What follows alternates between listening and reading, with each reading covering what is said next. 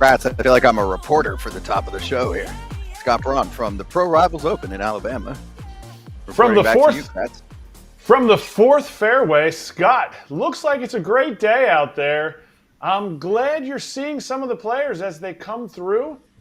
I'm glad I'm on the call with you today. Enjoy your time in Alabama.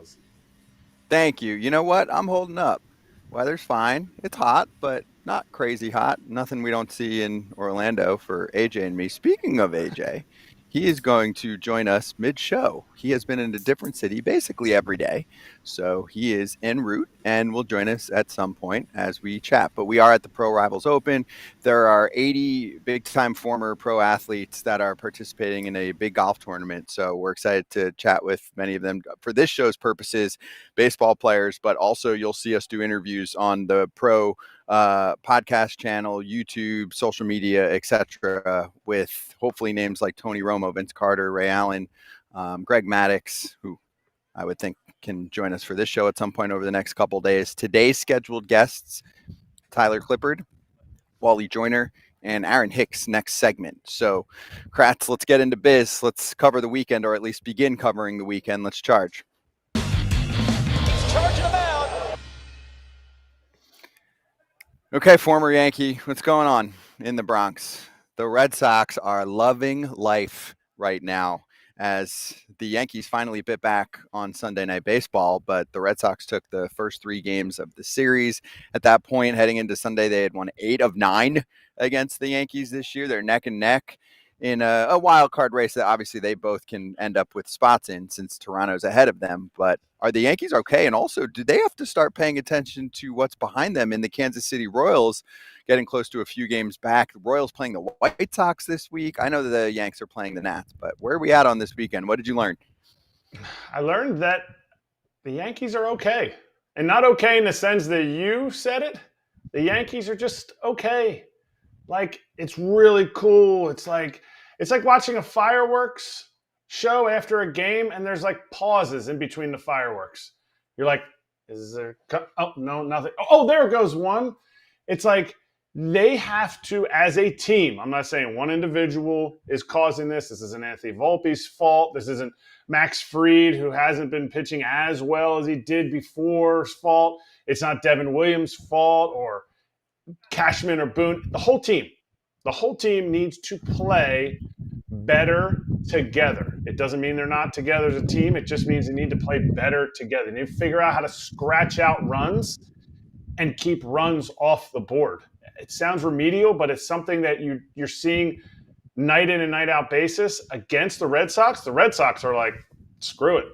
We're going to do it. We're going to put together good at-bats. We're going to also hit the long ball, but we're going to take the walks. We're not going to give you as many extra outs as we used to during the beginning of the season. The Red Sox still make errors, and it's not all the Yankees' fault for making all their or all the errors aren't why they're losing too.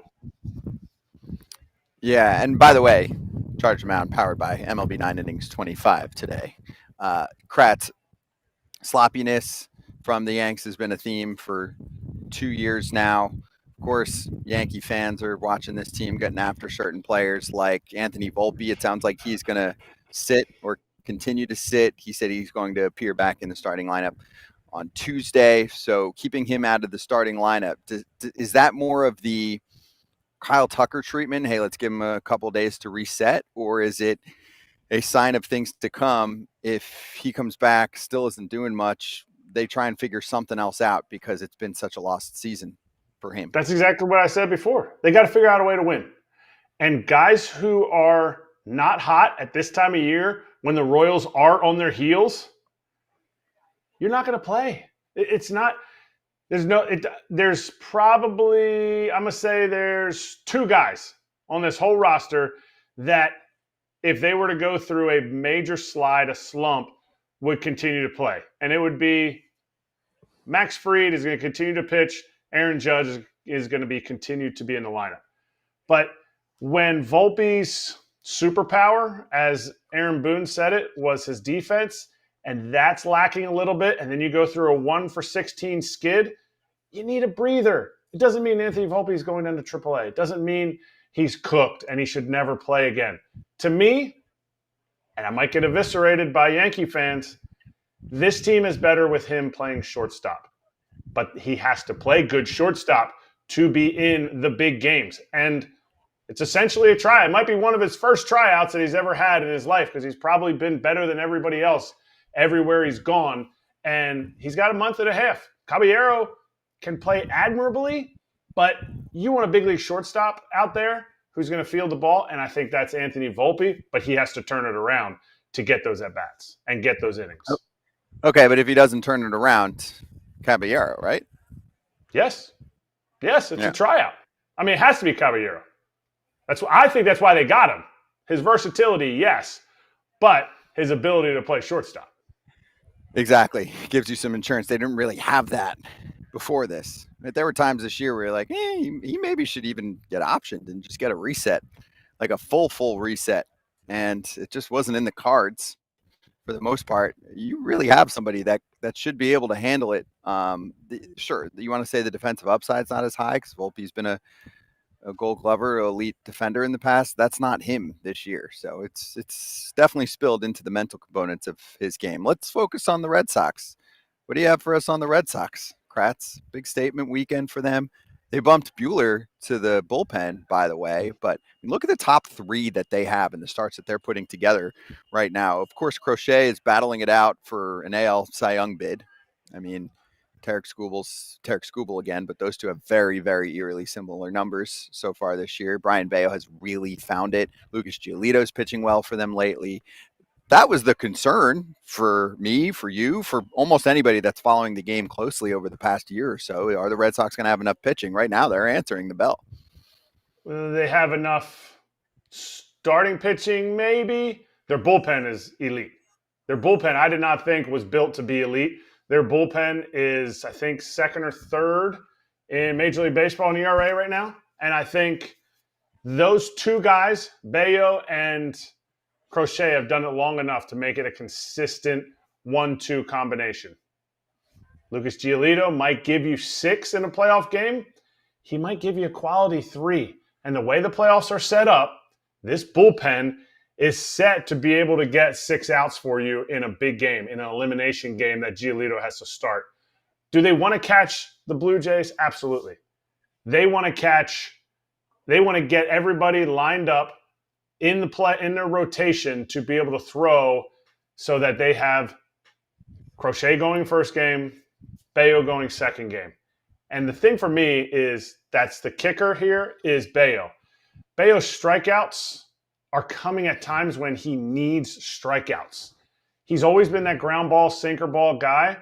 Now he's able to, when he gets in a little bit of traffic, he's able to go to the punch out, and he's not going for all. So his strikeout numbers are not going to be that elevated, but he's able to get the punch out when he needs it in spots where he's gotten himself into a jam. So to me, I think that's playoff caliber starter, and they're set up right now because their position player core, it's just a bunch of young guys that are playing inspired, exciting baseball.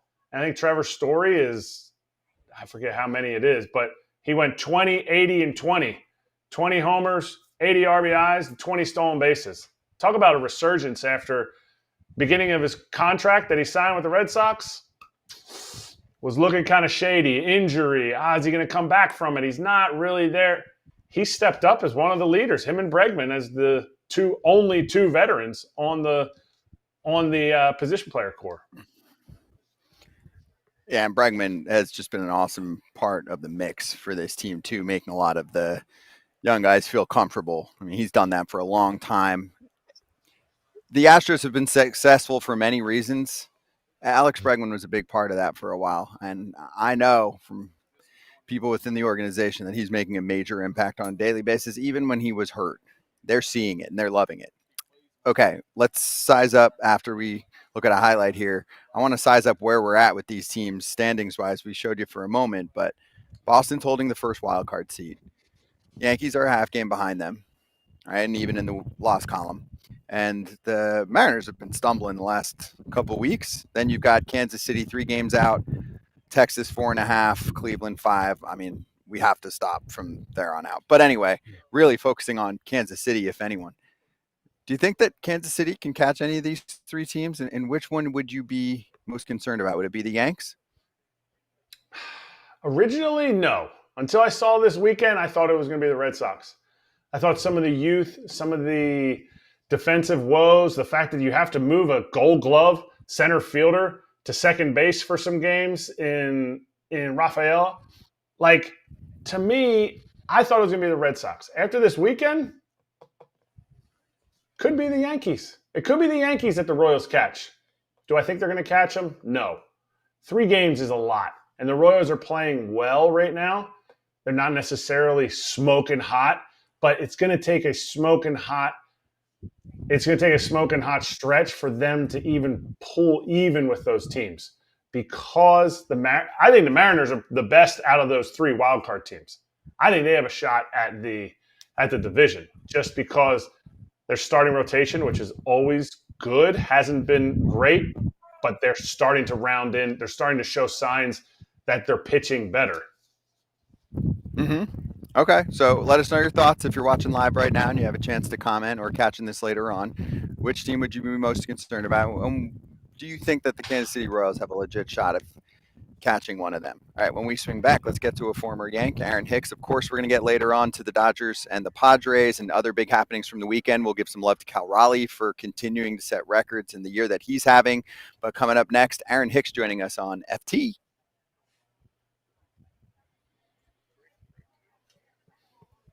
I'll take it easy on you guys. Whatever. Hey, Mike, you might want to back up.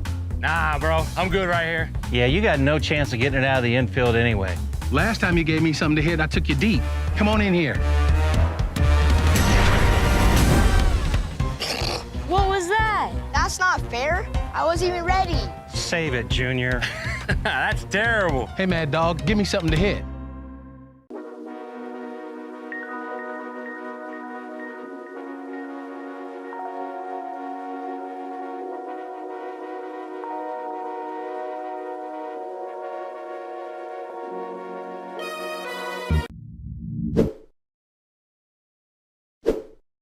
FT fam, welcome to the world's most comfortable swimwear. For a moment, we are talking about Fair Harbor. We actually have some show and tell today. This is the liner that you're working with inside of the shorts and the bathing suits.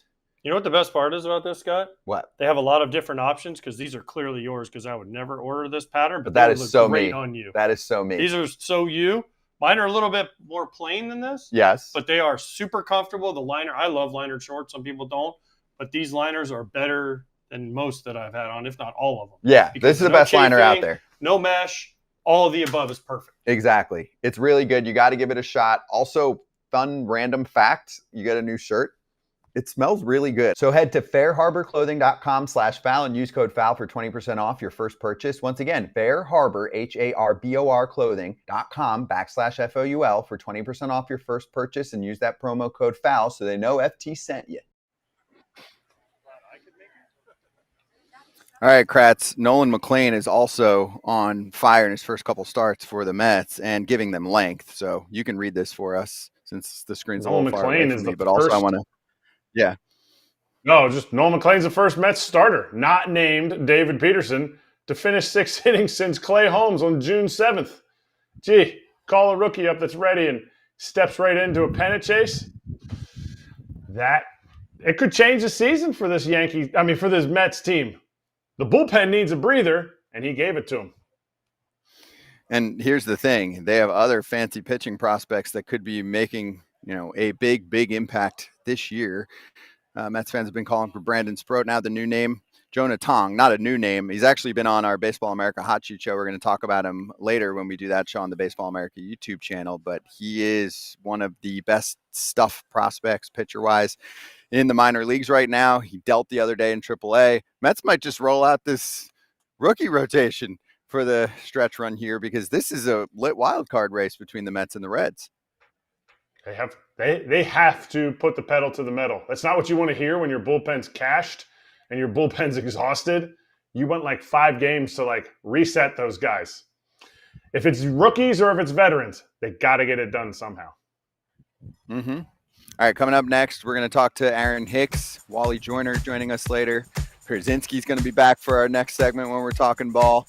And he was at Padres Dodgers this weekend, by the way. So we'll get his thoughts on how that went down.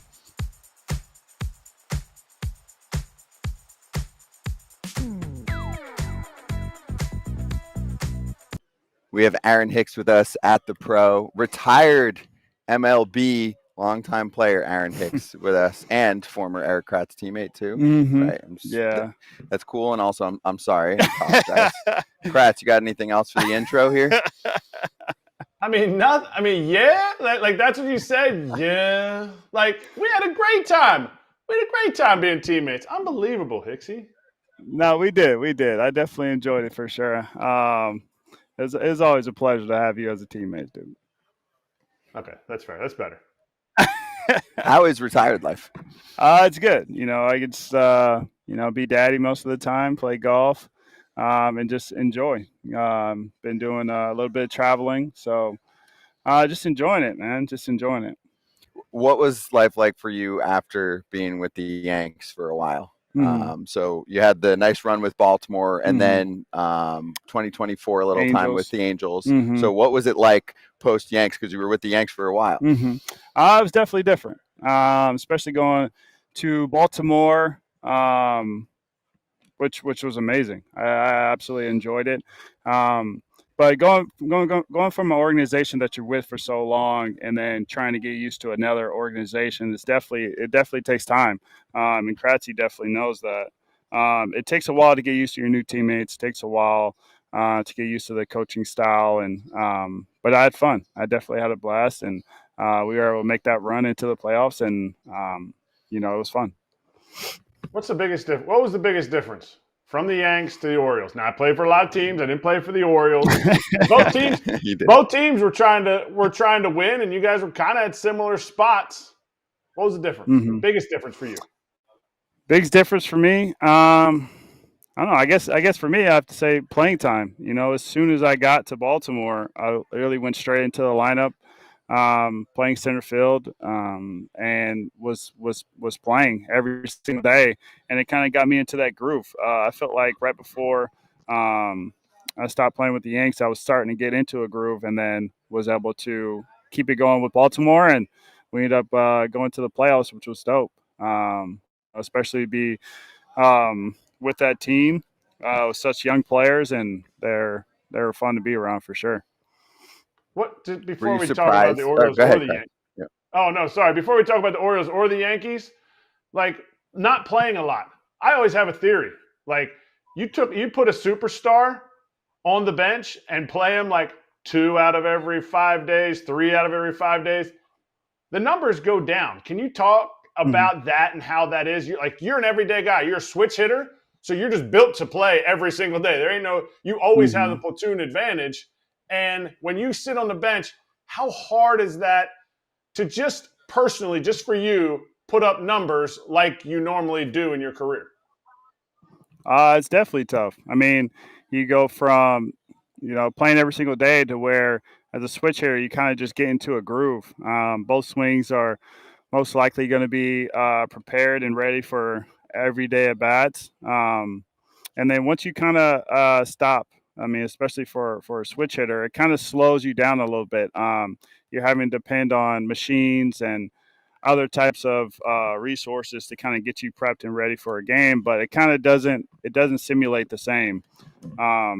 You're often you feel like your first at bat is you're behind the curve, and it kind of takes you a while to get into the groove of that game.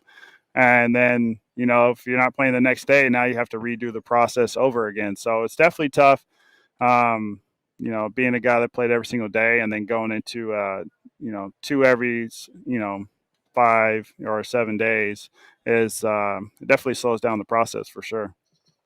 Have you been keeping up at all with MLB this season? Or are you one of those guys where you're like, hey, I was all in for such a long time, I'm taking a break from even paying attention? Yeah, no, I don't really watch baseball games. Yeah. I think I pretty much just watch the Golf Channel majority of the time. Golf Channel, new TV shows. Now I'm starting to get into, Spidey and his amazing friends. Just my TV shows now are definitely a little bit different than how they were when I played, for sure. Who are you keeping in touch with from your playing days? From playing days? Yeah. I text Judgy every now and then, see how he's doing. I pretty much just keep up with guys that I played with for a long time. I still talk to Didi, CC, of course. And, man, I kind of keep up with a lot of different guys, just see what they're doing, see how they're doing, just, try and be a good friend. Are you surprised at how ridiculous Judge continues to be in the bigs? Like, you saw it. Well, did you see it, though? Because you were with him when he was a rookie. Yes. You didn't see this. No, I definitely. You saw this? Definitely, yeah, because he's always trying to evolve. You obviously, if you really watch it, kind of how his swing has developed and changed over time. First, when he came in, he was a big power guy, wanted to hit the ball really far. Then he hit 50 home runs like it was nothing. And then he changed his swing. He evolved into a better hitter. He started hitting ball opposite field, which makes you, as a righty, an extremely dangerous hitter. If you're able to hit, inside inner part of the fastball out to right field, that's pretty much covering everything. So definitely he's evolving as a player. I think what he's doing now is insane, and he can definitely do it for sure. He's that good. All right. If you're not watching a lot of Yankees stuff, I'm sure you're not living under a rock. So you've seen that Volpe's had a little bit of struggles. Now this is a Gold Glove as a rookie in 23. This is a guy that the team has the team, the organization has really backed through his struggles. You had some struggles, and I heard Cashman back you in 2020. And I know at the end you didn't play as much, but I remember in 2020 we had a team meeting and Cashman said, Aaron Hicks is an elite level player. I expect Aaron Hicks to get back to an elite level player. How important is it that a team backs you, but also how important or how tough is it when that backing all of a sudden, whether it's injury, whether it's poor play, all of a sudden now you're on the back burner? How hard or how great is it when you're being backed like that? And then how hard is it when they do take you out of the lineup and then it's like, whoa, how am I ever going to get back? I'm paddling up against stream here. When you get backed, it definitely helps you out for sure. I feel like when you're getting backed, all the heat is now on, whoever gave it to you. So, and you're kind of playing a little bit more free at that point. But as soon as you start kind of getting on the back end of that, and now it's no longer there, you have to do it internally. There may be things that you might need to change within your approach. There's things you might have to think about that you never thought about thinking before. I think when it comes down to hitting, it's all about confidence. And as soon as you lose your confidence, it's pretty much a wrap. So, that, it's hard. Hitting is hard. And I think when it comes to, you as a person, you kind of have to look back and try to find things that are fun about the game of baseball, because while you're slumping, it's not fun, especially when playing in New York. A lot of I got to ask you. Oh, go ahead, Scotty. Hold on, just one more on this. So a lot of Yankee fans are like, all right, when they're going through a tough time, they want Booney to not just go after umps. They want him to, go after players essentially in the media, right? Like, or that's one example that we've seen. Like, he should be more critical. Do you really think that would make any difference for a player if he's like, yeah, he's got to pick it up? The only guy that we point to, often is someone like Pat Murphy, who's managing the Brewers right now, and he'll kind of do it tongue in cheek and say, hey, I'm sitting this guy for a day or two because he needs a blow. It's not like they don't sit guys. I mean, Volpe's going through that actually literally right now.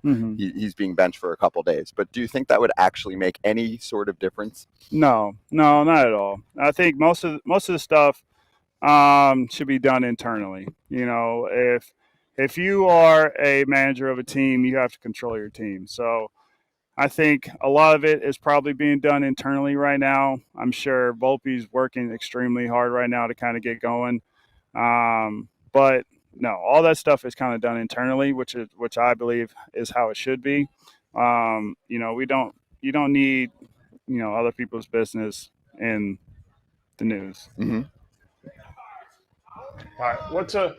What's a non-teammate, somebody you never played with, that you admired most from afar? Like you got on the field and you were like, dang, that guy. It's hard not to say Ohtani. Ohtani is an incredible player. Obviously doing it from both sides. So it's hard not to say Ohtani for sure. Any good Ohtani stories? I know it wasn't, but did you have any stories about, facing him and seeing something where you're like, I just have never seen something like that before? I mean, I would probably say I took BP with I think in 2021 out in Arizona, and I remember I pulled the home run during BP, and I was kind of feeling myself about it. And then he went oppo just a little bit further, and I was like, "Well, this is just different." Yeah. You know what I mean? Like there's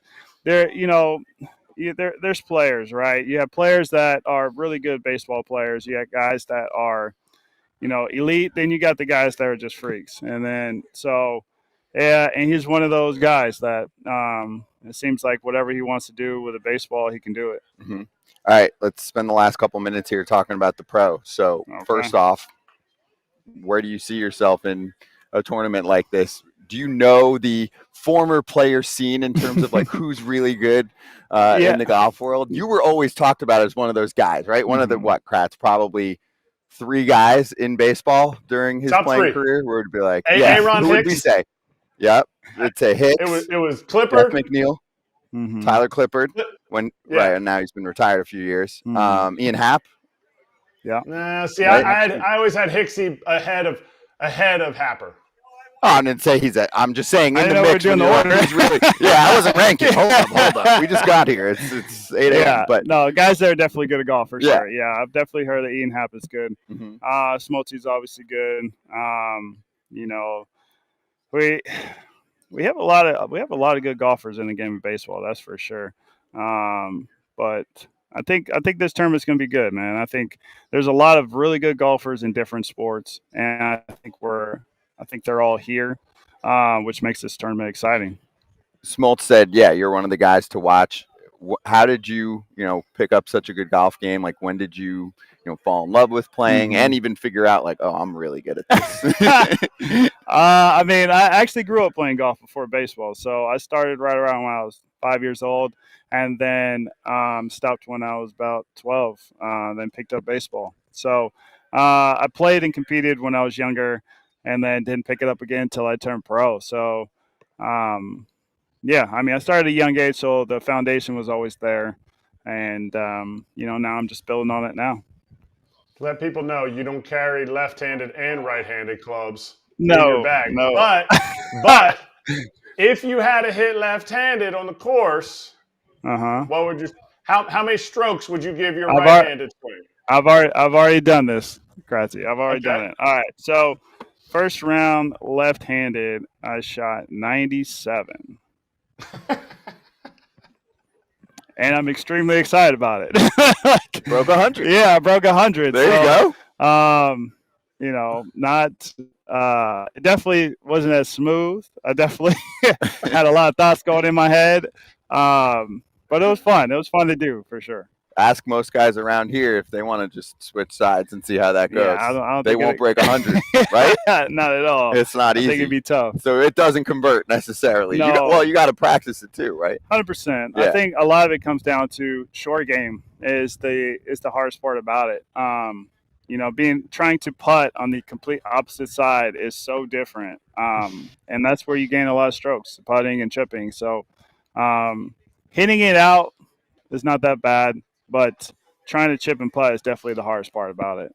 All right, I got one more because you said you started playing golf at 5, Mhm. which at least we're somewhat similar age. It wasn't the most common thing where it's like 5. All right, first thing I'm doing golf, and Yeah. then you stopped. You said at 12. So what Mhm. was the progression there of playing that and then moving on to baseball, like you said? I mean, I kind of just wanted. I think I've never been. I was never with a team. So when you're playing golf, you're pretty much alone majority of the time. And all my friends were playing baseball at this time. So I told my dad that I wanted to play baseball, and just started playing. Well, Aaron, great to see you. Good luck. Yep, thank you. In the tournament. Mm-hmm. Kratz, you want to say bye to your buddy? I don't want to say bye because when off camera, he was kind of like, "Oh, hey, what's up, Crazy?" You're locked in. I get it. You're locked in. Yeah, I'm getting ready to go, man. Yeah, You're my I'm in pick to fight win. mode. You're my pick to win, so you better come through for the boys. I appreciate it, man. Yeah. I'll try hard for you.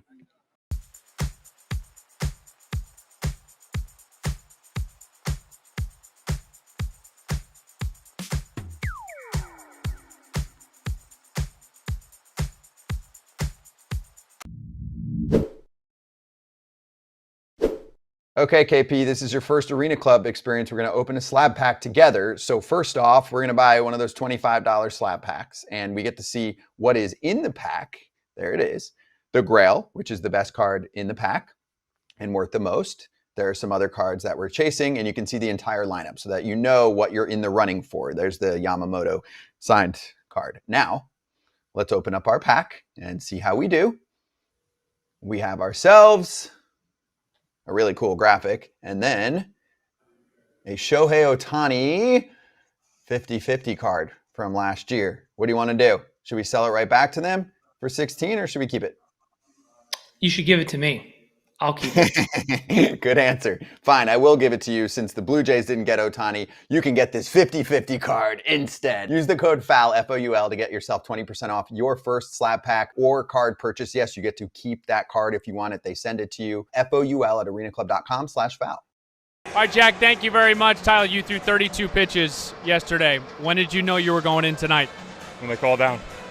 And you were ready to go? Yeah, I'm ready. They call down, I'm pissed off, I'm ready to go.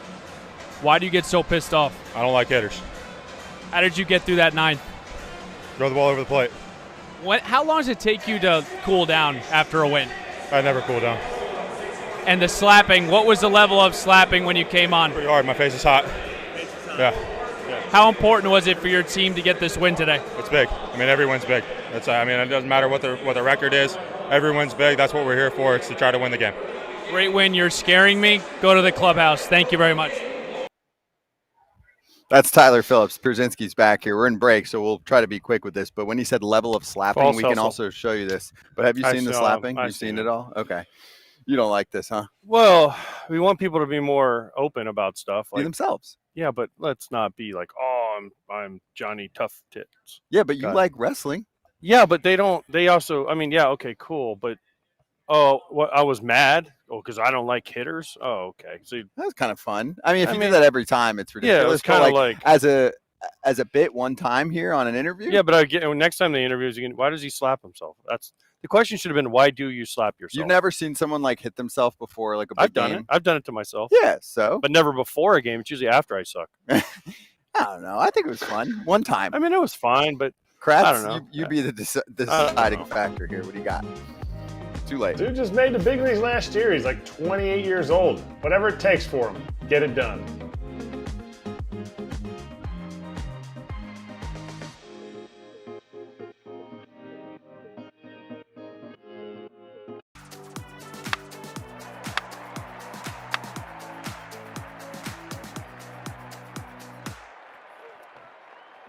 All right, let's do this. Pierzynski's here. Better than box scores. We're going to start with the first team to be officially eliminated from the playoffs. There was a great tweet. I think it was from Noah Hiles, who covers the Pirates. He's like, Pirates play spoiler. Knock Rockies out of postseason. They're officially eliminated. It's not even September yet. Here's the problem, though.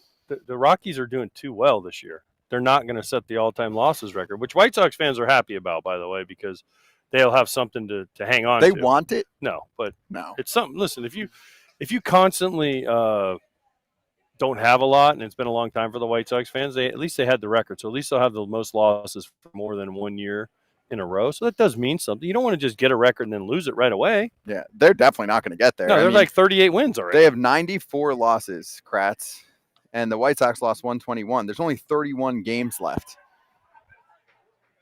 Not going to happen. Sorry, White Sox still got the record. The most dubious record that you could possibly have. But, hey, they've been hot. I know they got swept by the Pirates, but before that, I think they were 7-3, 8-2, something like that, going into that Pirates series.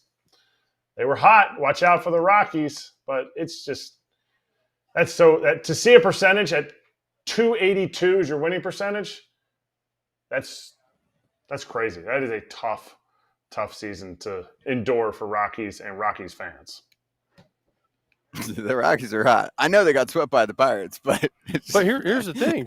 I mean, the Rockies are, I don't know, there was a tweet not long ago. The Rockies had a better winning percentage than the Dodgers from like a certain point to now, and it was better than the Giants. Yes. I don't. It was from a point in July. Yeah, which is still crazy because remember the Dodgers were never going to lose. Okay, well, you said it. Let's get to it. Dodgers, Padres tied atop the National League West. Yes, Dodgers, Padres tied atop the National League West. Today is August 25th. Padres take the series this past weekend. They bit back. You were there. Thoughts? Well, I went to the Friday night game. I went before Friday night and saw everybody. And then went to dinner. Didn't go to the game Friday night, but went to dinner on Friday night. Mm-hmm. But got back. The game was so fast; it was like 2:17. So went to dinner, came back, and by the time we got back, we stayed right by the field. We weren't watching the game, and the game was delayed on TV, and you could hear the crowd, so you knew what was happening before what happened on the TV. So when Suarez got the final out, the place went crazy. When Mason Miller made that pick, the place went crazy. Which, by the way, I asked him, he's going to start playing first base now. What did he say? He started laughing. I go, you just closed your eyes and stuck your glove out. And he goes, no, I knew exactly what I was doing. I was like, come on, Mason.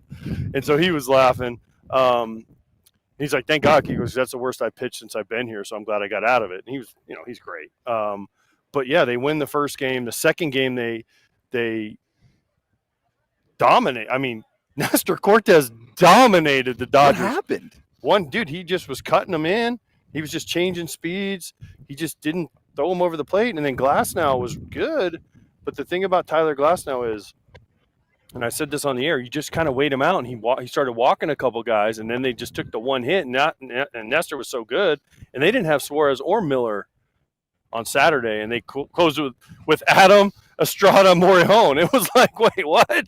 You don't have Suarez or Miller? I mean, Miller got up, but Schultz said he was trying to stay away from him. But he still went Adam, Estrada, Morihone to finish the game.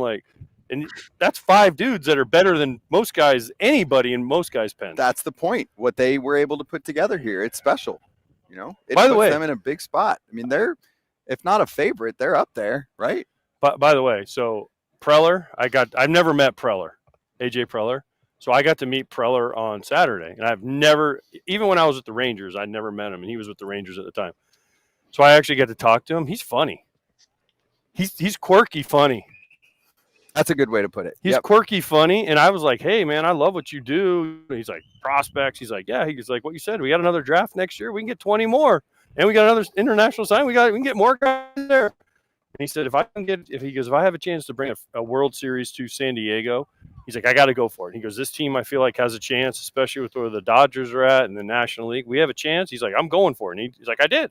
And he's got a confidence level that he can find more prospects. Yeah. He said, some can't, but he can. He used my favorite line, though. What? He said, I don't watch your show, but I've seen clips of this and that. I'm like, well, yes, wait, which one is common. it? That's very common. And we were dying laughing. And Ken Rosenthal and I were talking to him. We were dying laughing. And then I said, well, you can come on. And he said, if he wins the World Series, he'll come on. Okay. So are we Padre fans now? Well, that's a very common theme in the industry. Sometimes you'll come across someone that tries to play it cool. Like, I don't watch your show, but, and then they recall things that AJ, me, and you don't even remember. Yeah. They'll be like, that time when you guys said this, we're like, oh, I forgot about that. Yeah. So Anyway, I got a Dodgers text from a did clinch GM. the tiebreaker. Yes, I got Go a ahead, text Kratz. from the GM the other day. The GM the other day texted me and said, "I liked what you said about a certain topic. It might give away who it was, but they're listening, they're watching. Maybe they don't watch the whole show. That's okay. Only our FT loyals are watching the whole show, but they're picking it up. They see." Yeah, you pick and choose your spots. But it's still cool to hear like GMs and presidents and all that say, "Oh, I don't watch, but I've seen clips of this and that and all that stuff." So yeah, it's pretty funny actually. But he was great. I mean, he was awesome. He was asking me about all these different, and so Friday night's game was like 2:15 and Darvish started, and then Saturday was 2:15 with Nestor and Glasnow, right? But I saw Darvish. I caught Darvish back in 2013 with the Rangers, and I see you, and I say, "You, WTF, dude, 2 hours and 17 minutes with you on the mound?" He goes, "I've changed, right? I've changed. I'm different now." And I'm like, "Well, finally." He goes, "Right? It only took me 10 years to figure it out." I'm like, "Yes, I'm so happy." Gosh, you used to probably catch 4-hour Darvish games. You knew it was going to be an absolute slogfest. He was so good, though. He was nasty, but it was going to take forever. Okay, did you see the heckler and Shohei Ohtani? And that was yesterday. That was yesterday. Yeah, that was yesterday. I saw but that, did you see the clip? Yeah, it was cool. Yeah, cool, right? Yeah, good for Shohei. They said he was all over their dugout. I mean, you're right there. First of all, if you see that view, see where that guy is for everyone else that didn't catch that's it. almost in the Padres dugout. Yeah, but he's like the bench coach. That's so funny. If you haven't been to Petco and seen what Petco is, especially against the Dodgers, it is. If it's not the best scene in baseball right now, going with the Dodgers in town, it's got to be one or two. I mean, maybe Philly, maybe. But I'm telling you right now, if you have not been to Petco, especially when they play the Dodgers, and it's sold out, they had the yellow rally towels going. They're singing all the small things in the 8th inning. By the way, it's kind of annoying me because you know how I am.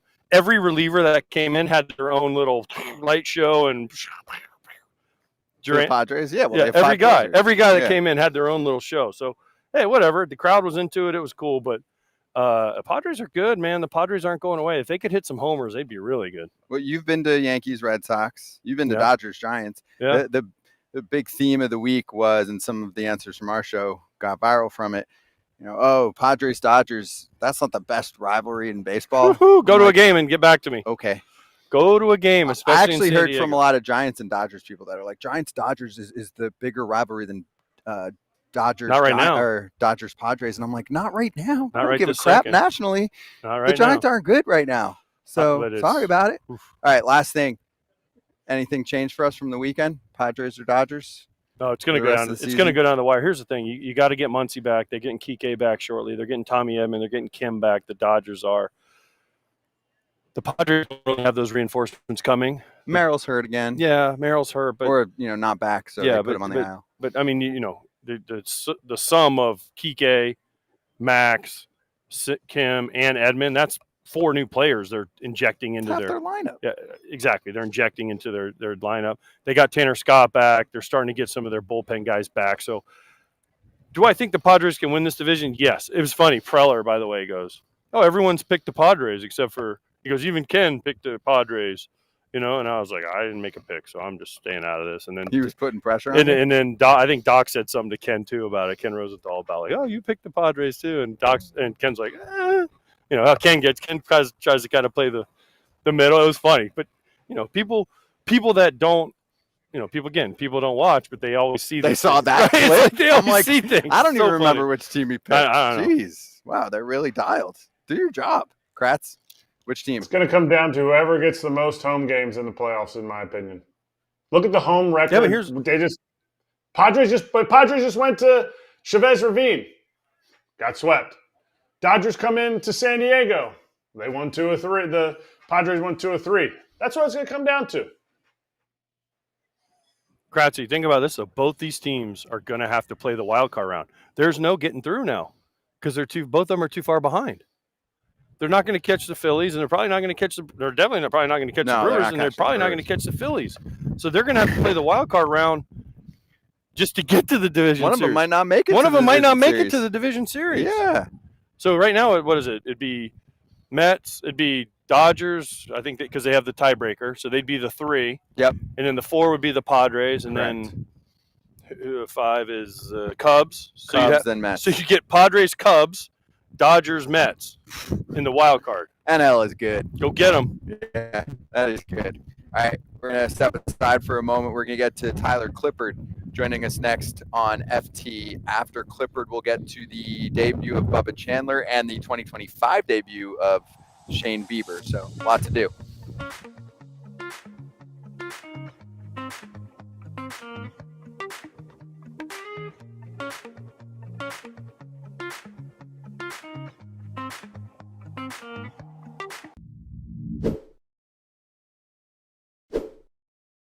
Kratz, if you need to pay rent for your apartment and you're not getting anything for it, then you probably haven't heard of Built.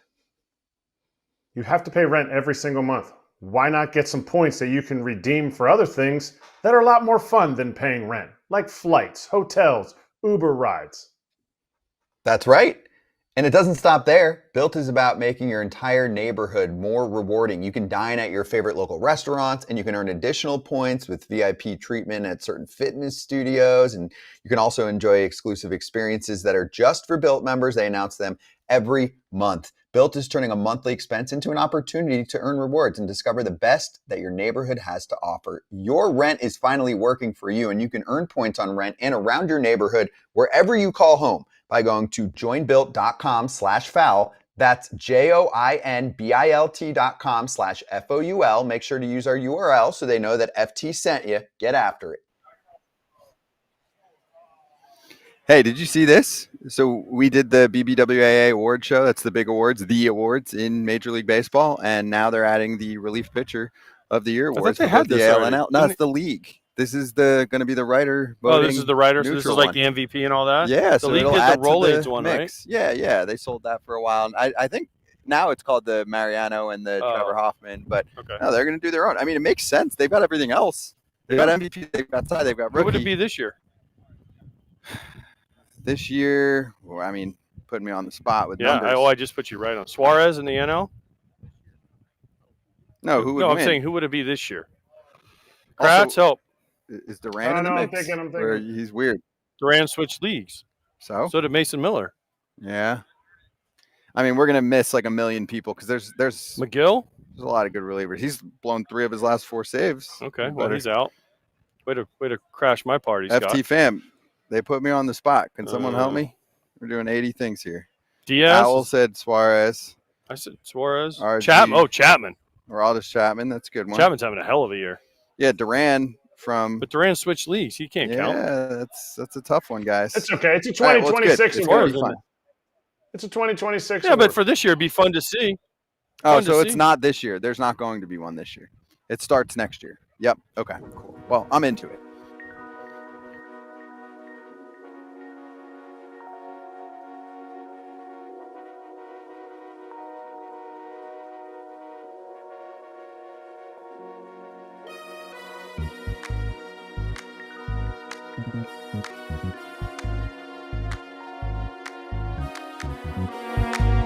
Former big league pitcher Tyler Clippard with us on FT. Do you remember how many innings you logged in the bigs or in a range?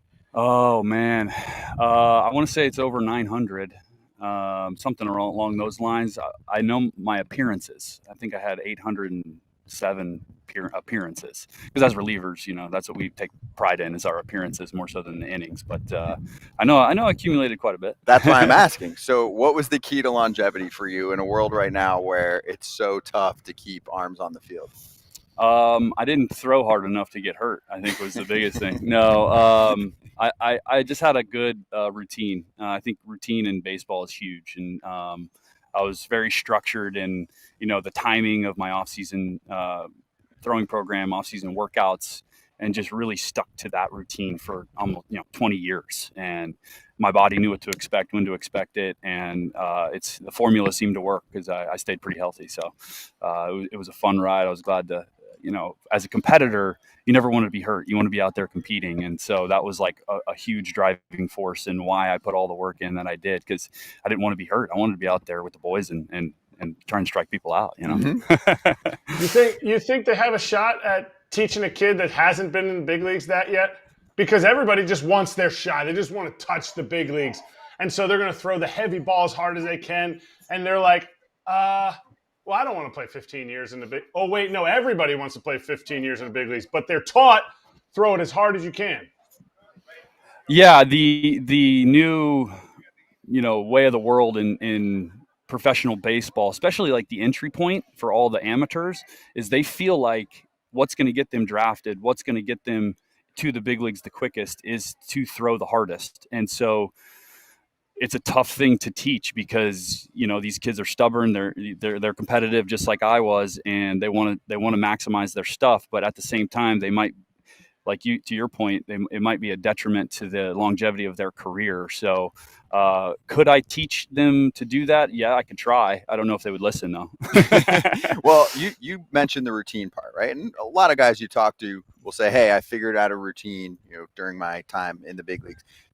Did you pitch around guys that didn't have one, whether they were young guys or just guys around where you just be like, hey, you need to kind of harness things to make sure that you're taking care of yourself? Yeah. Oh, of course. I need all the names. No, I'm kidding. But what did they do? Well, you definitely see, you're in different, I was on 10 different teams, I've been in, 100 different clubhouses with different dynamics, and guys have certain things going on that will help them, that at least they think that it will, or work ethic, or circumstances with their home life, and all these things that go into that. But yeah, certainly if there was somebody with a ton of talent that I thought was a little bit behind the eight ball as far as their their preparation, or they were just dumb things that were going to hurt them, maybe hurt their arm or not progress them on the mound, I would step in and try to talk to them. And that was really the most enjoyable part of the longevity of my career. And towards the back end, being a veteran guy, having a voice to be able to kind of have those conversations with some of the younger players. And, maybe I made a difference, maybe I didn't, but it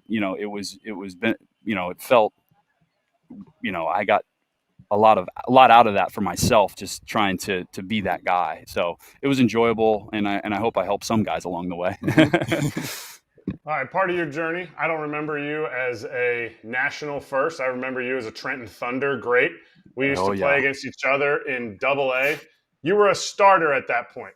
One of the things that even back then, and maybe I just put it into my memory as something back then, you would always lick your hand. Like, I'm not like some guys will be like, if watching on video, just like a little on the fingertip. You would hammer. You would go full tongue, way out, whole hand. Was that something you knew you were doing in the moment, or was it like something after the inning and you watched the video, you're like, holy crap, no wonder my mouth is so dry? Yeah, well, I did have mouth dryness occur at times because of the extreme licking of my hand, but I was always a moisture guy because I had real dry hands. So I needed that moisture to create a little tack where, a lot of guys use the rosin bag because they're sweating a lot and the moisture kind of drips down on their hand, and the rosin kind of creates tack in that way. I never had that issue. I wasn't really I didn't sweat a lot. So I always needed the moisture. So yeah, I was constantly trying to find moisture in my tongue and doing it that way. So it looked funny, and all my teammates called me out on it all the time, but I didn't care. I needed a good grip on the baseball. So that's just kind of how it all went down. You were looking for moisture in your throat. That's how far your tongue went. But in my I was sticking it. Yeah, you were way back there. Did you ever get into the spider tack? Because you were still around, the boys were using it. Never did it ever work when you tried it, in the sense of no. So I certainly would mess with it in like throwing sessions and bullpens and stuff, but it was because I was a changeup guy, so having that tacky sensation on my hand with a changeup, I would spike this thing straight into the dirt. So I needed that pitch. So for me, it was zero benefit to try to put tack on my hand, and I couldn't spin the baseball anyway, so it wasn't something I really needed. And that was pretty much the pitch that it was probably going to help with the most. And I just, would sacrifice my breaking ball to keep the good changeup, and just rolled like that for my whole career. Were you glad when they kind of cracked down on it? It's like, hey, it's not helping me anyway, and this could keep going down a weird direction. Well, Yeah, I guess I was in a way. I don't know. Sometimes I felt like certain climates dictated there needed to be something, because like if you pitch on a dry day in Colorado or Arizona, and you ran into it sometimes maybe in Cincinnati, and then the inconsistencies of the way the ball was rubbed up. I mean, you could get a baseball in your hand and it just felt like it had a coating of baby powder all over it, and it just was super slick and almost dangerous to the point where, like, I don't know where this ball's going, man. This thing might, fly out of my hand because it's so slippery. So from that standpoint, I was like, I get it. I get why guys need it. But yeah, it was starting to get a little out of hand, and you were definitely starting to see, some ticks up in guys' stuff that, like 2 years prior, like, you didn't have that pitch, man. Like, so, but I never got that benefit. So I was like, kind of even the playing field for me because I never needed it. But, I don't know. I also think it's good because it might put a little more torque on guys' elbow because they're able to rip breaking balls harder and maybe more torque on the elbow. I don't know, but like that, at least in my mind, that makes sense.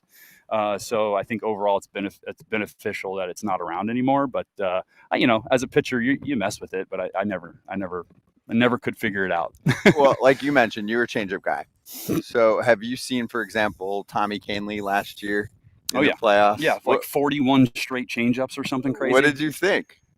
And do you think that if you were pitching now, a team would have been like, hey, let's up that by like double? Because some guys do that now. The relievers are there just like, yes. Hey, I saw it when I was on the Astros in 2017. Lance McCullers came in relief for us in a playoff game, and he threw like 36 straight sliders or something crazy. Curveballs or whatever. Yeah, called his breaker. His breaking ball. And then I saw Kahnle do it. And I could never do it. Like I was always a guy who wanted to mix and match. And I'm watching Kahnle do this. I'm like, dude, just mix in a heater. It doesn't have to be a strike. Just mix it in. And, it worked, which is the most amazing thing. Like every time I see a guy do it, I'm like, how is this working?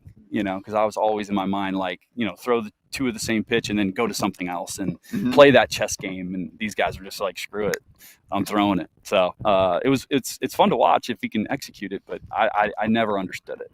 Favorite baseball moment?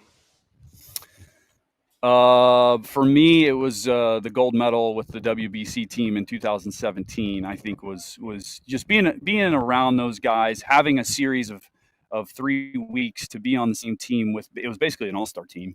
And, we traveled to 3 different locations and it felt like a unit, and we won the gold, and just the whole all-encompassing like experience of winning that gold medal was probably the highlight of the things that I accomplished.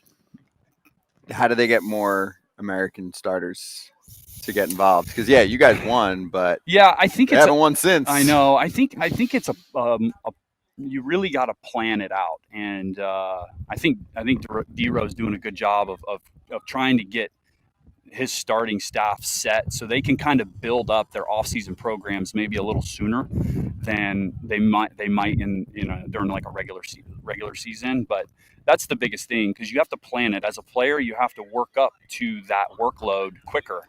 And that is going to be the biggest thing to like prevent injury and have guys on their game sooner. So you just got to plan it out really good, because I think guys want to do it. I mean, it's such a cool thing to do, but you got to really plan it out properly for guys to prepare the correct way. All right, at 37 years old, you got 40 innings in Rochester, New York, going back to AAA. Obviously, you had a couple rehab assignments before, but 40 innings at 37 years old in the bushes. Is that because you loved the game, or you were hanging on? Because you put up numbers the year before. Did you feel like you were kind of pushed out of the game for no reason other than you just didn't throw hard anymore? Yeah, I mean a little bit of that. I think once you put so much work into an off season and you feel like, my arm was feeling good, I was still getting outs, still able to compete and do it. If I didn't think I couldn't get outs, then I would have just shut it down. But I think it was a product of knowing how much work I put in, and if I had to spend some time in AAA to get back to the big leagues, and I really wanted to end my career in Washington, so that was like kind of part of it also. So I wanted to get back to the big leagues, at least to say I finished my big league career as a Washington National. So all those things were at play, and it was a fun experience. It was tough at times. There was times where I called my wife and I'm like, just tell me, just say the word and I'll come home, like one of those kind of things, because it grinds on you.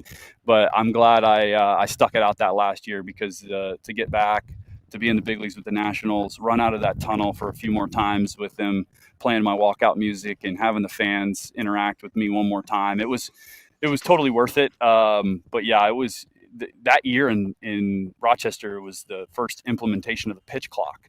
And I was a guy who was real methodical, real slow, had 6 pitches at that time. So I'm sitting there shaking 4 times, getting pitch clock violations in AAA. And like, it was a circus for me to figure out the pitch clock. So once the season was all said and done, I was happy to hang them up, because I'm like, I don't want to deal with this pitch clock thing anymore. But it was a fun experience to have. And then you were coming up to the bigs where you didn't have to deal with it. No, it was in the wait. Actually, you're right. I don't think what that's year was right. this? They didn't have the pitch clock in the big leagues. Yeah, that's correct. What year was this? 2022. Right. So 20. Yeah. Yes. Yes. Yeah. So you had that last year yes. where it's like, cool, do this up until this point, Right. then you don't have to do it. And I had to completely change my pitching style in AAA, and then figured it out. Had some bumps in the road figuring it out, and then got to the big leagues. I'm like, okay, no more pitch clock. Yes. So, right. And then 23, it's here.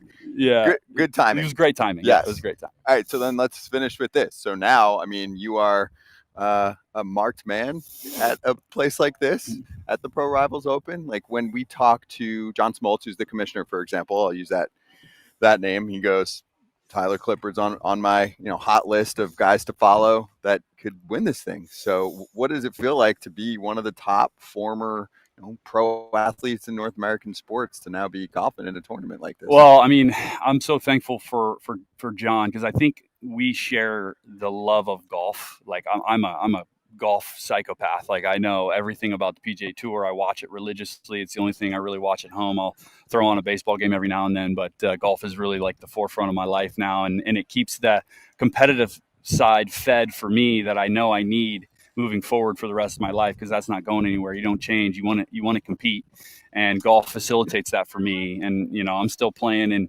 local AM stuff and trying to do US mid AM stuff. And so like, I really take it seriously. But getting into this environment around, some of the best golfers in the world sports here, yeah, they're in for it, because I don't know if a lot of these guys are playing the caliber of golf that I am, but listen, I got to back it up. So, but that's what this event's all about, talking some smack and backing it up. So we want that. Yeah. I'm going to do both of those things. There's definitely some guys that are going to come here that are fresh off the field. Baseball, I feel like the community, they know who's good and all of that, but maybe from one of the other 3 sports where they're like, oh, I'm pretty good. And then they show up to an event like this and they're like, I'm okay. Tournament golf is a little different animal. So yeah, it'll be interesting to see how guys hold up. And when you get a pencil in your hand, it's a totally different world. And putting everything out, making those 2-3 footers that you just rake away on your normal Saturday is you can't do that here. So that's really the separator in especially in a 3-day event like we have here. So I like my chances. Okay, so last one, top former MLB player now. Golfer, but you can't say you. So besides you, like who is the top competition these days of former players that that you've played with or that people have mentioned? Yeah. I mean, the Aaron Hicks is up there. We played together in New York for about a year, and we would play a lot of golf together. And I always mention him when I talk about people that I played with in my career, because Hicksy is by far hits the ball further than anybody I've ever played with, along with a good short game and can putt. And, you're around guys that can hit the ball far a lot, because, I mean, these athletes are strong and fast, but Hicksy's got the full package. So he's going to be one to look out for sure. Yeah, he played when he was 5 years old. Yeah, just learned his story. So me and him had a junior golf background too. So me and him did some AJGA stuff growing up. So he's got the competitive golf background like I do. So that helps a lot too. See, to me, that's the difference. The short game, Yes, right? Where yes. some of these guys are big, strong, they Right. can hit the ball, Yeah. far, Consistency. Yeah. I mean, it's just finding the way to get the ball in the hole and not make double bogeys. Exactly. Yeah. Yep. Well, hey, good luck. Thank you. Great to have you on. Good Yeah. to see you in person. Thanks here. for having me. Appreciate it. And we'll be right back. FT fam.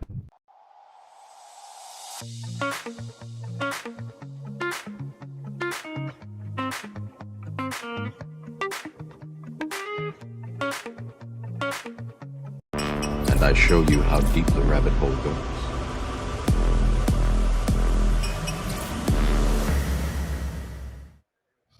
Let's hit a little inside edge. You know who's playing really good ball? Trea Turner, having a nice little season. He's in the batting title race. I don't know. It's like right around 300. It was him, Freddie, Will Smith, and there's one other one that's right around 300 in the National League.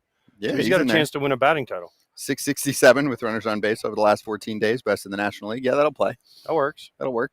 Kratz, what do you see? You're reporting live on the scene from Philly area. I think he's like 12 up, most amount of hits in the league. Like he's making a lot more contact on breaking balls that he wasn't making other years, and he's not chasing as many. So I don't know if he'll get the batting title. I think Freddie will probably squeak it out, but Trea just is collecting hits. Yeah, it's a good season front to back here for Philly, and now they're not going to have to sweat it to the finish line for the division with the way the Mets have been playing. These two teams meet up this week, by the way. Mm-hmm. Mets and Phillies. They need Nola to get back to being Nola. Yes. Off his injury. They lost Wheeler. Yeah, we're going Sanchez to talk has been about incredible. Suarez has been really good. Luzardo's been good. So they're in a good spot, those Phillies. They are.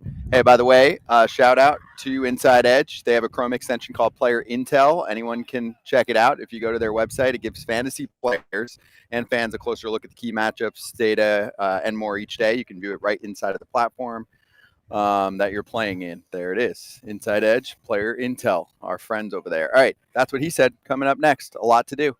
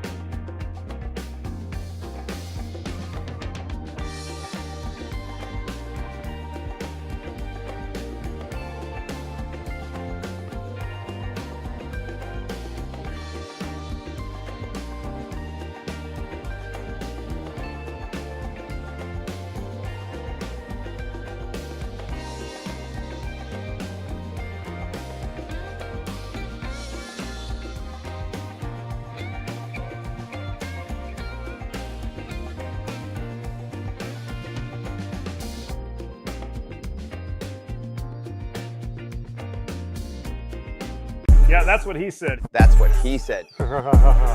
That's what he said. That's what he said. Let's start with Bubba Chandler, one of the top pitching prospects in the sport, makes his debut on Friday and records a 4-inning save in his debut. He shut down the Colorado Rockies, and his first strikeout was on a 100-mile-an-hour fastball, 4 shutout innings. The notable part of the performance was what he said after the game, too, AJ. So here's the that's what he said part of it. Asked if he thought he should get called up sooner.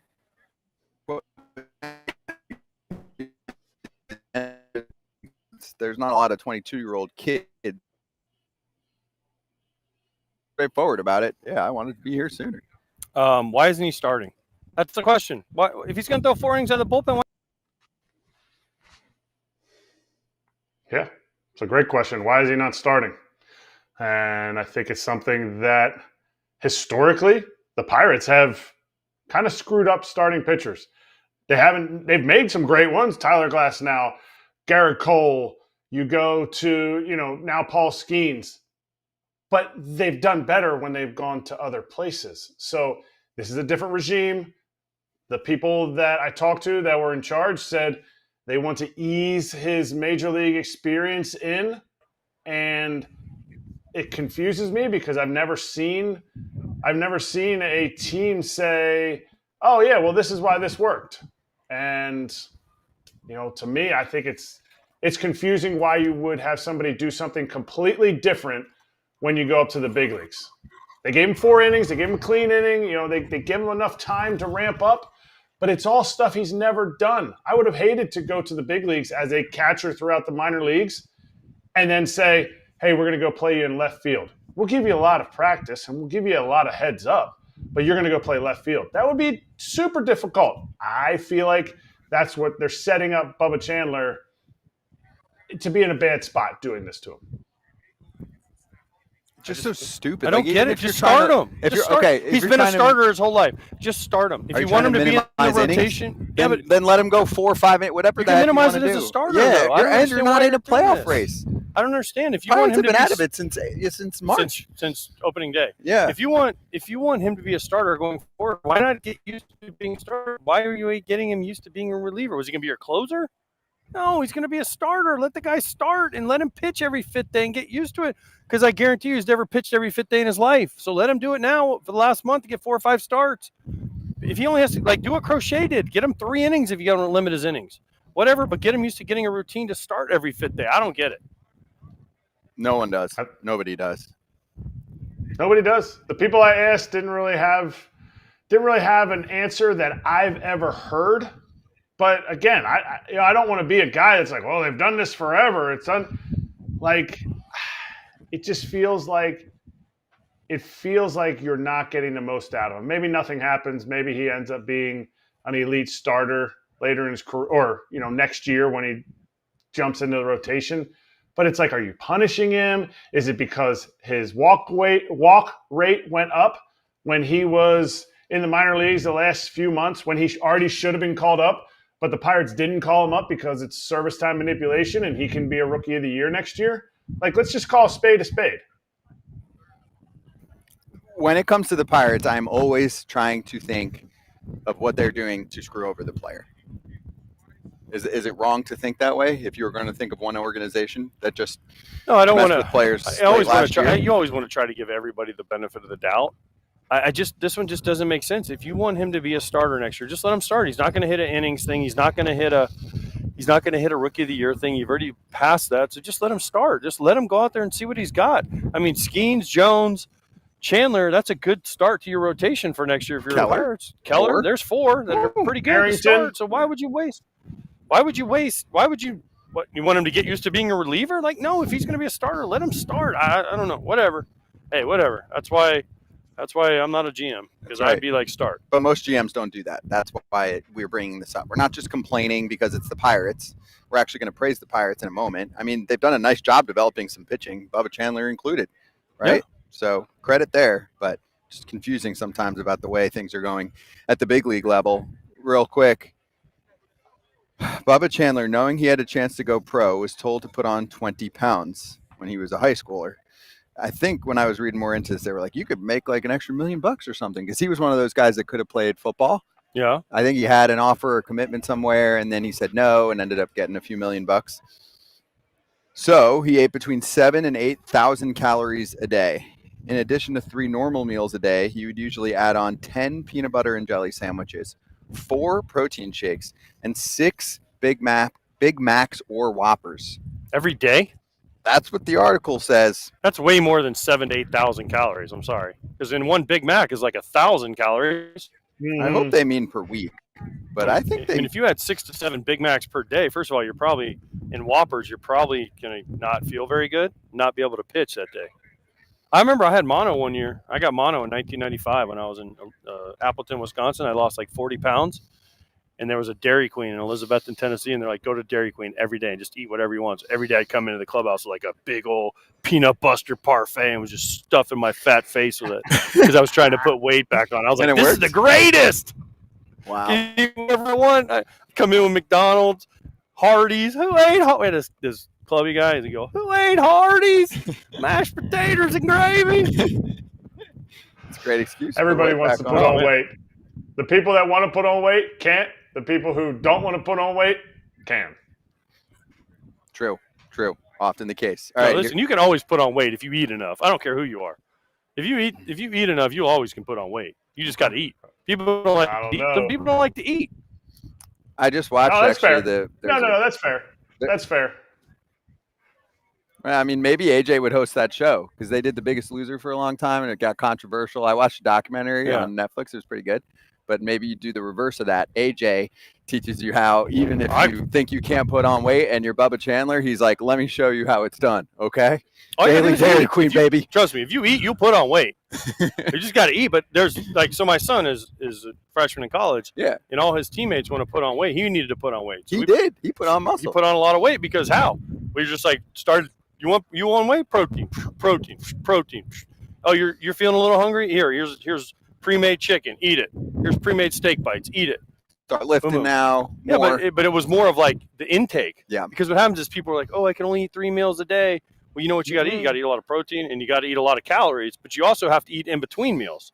So anytime you feel a little craving, you'll get a thing of protein. There's a couple hundred calories, right? 400 or 500 calories. Boom. But it's good calories. That you can put on weight. Anyone can put on weight. Losing weight to me is way harder than putting on weight. Paul Skenes, Sunday, 7 scoreless against the Rockies. First 50 starts. 2.02 ERA, lowest in the live ball era since 1920, I think that is. Was Vita Blue, 1969 to 1972 at 2.01. So basically the same. I mean, it's one of the best starts we've ever seen. The SEC was way harder for Paul Skenes than the Was MLB. his ERA higher than 2? Yeah. Oh, so there you go. Yeah, the SEC was way harder. SEC, it's just different. Yeah, it just means more. It just means more down there, Kratz. You guys wouldn't understand. Yeah, it's built different. They're built different. It's the best baseball teams money can buy. One more. I want to get to this. Shane Bieber debuts Friday. Dealing. Good for him. Been well over a year, right, since he pitched. Yeah, last year in I believe April or March. It was one of his first starts. What a pickup for the Blue Jays. Right. 9 strikeouts against the Marlins. What a pickup. Think about that. Nobody even. I mean, I guess he was on the block, but he hadn't pitched in a big league game in so long. Blue Jays get him. Scherzer's rebounded. They got Bieber, Gossman, Bassett, Barrios. Hoffman's having a good year. Lauer, that's a pretty good rotation. Bieber. So here's the thing. There were. And by the way, the Blue Jays are winning that. Yeah, they're going to win that. They're division, taking the guys. East. They're up 5 games on Boston, 5.5 on Kratz. They have what's supposed to be a pretty good prospect. Also, they took on not only the money this year, but then next year, in case he did pick up the player option, which now looks pretty unlikely if he's going to throw starts like that together for the rest of the year. He'll go to free agency. So good risk if he looks like that.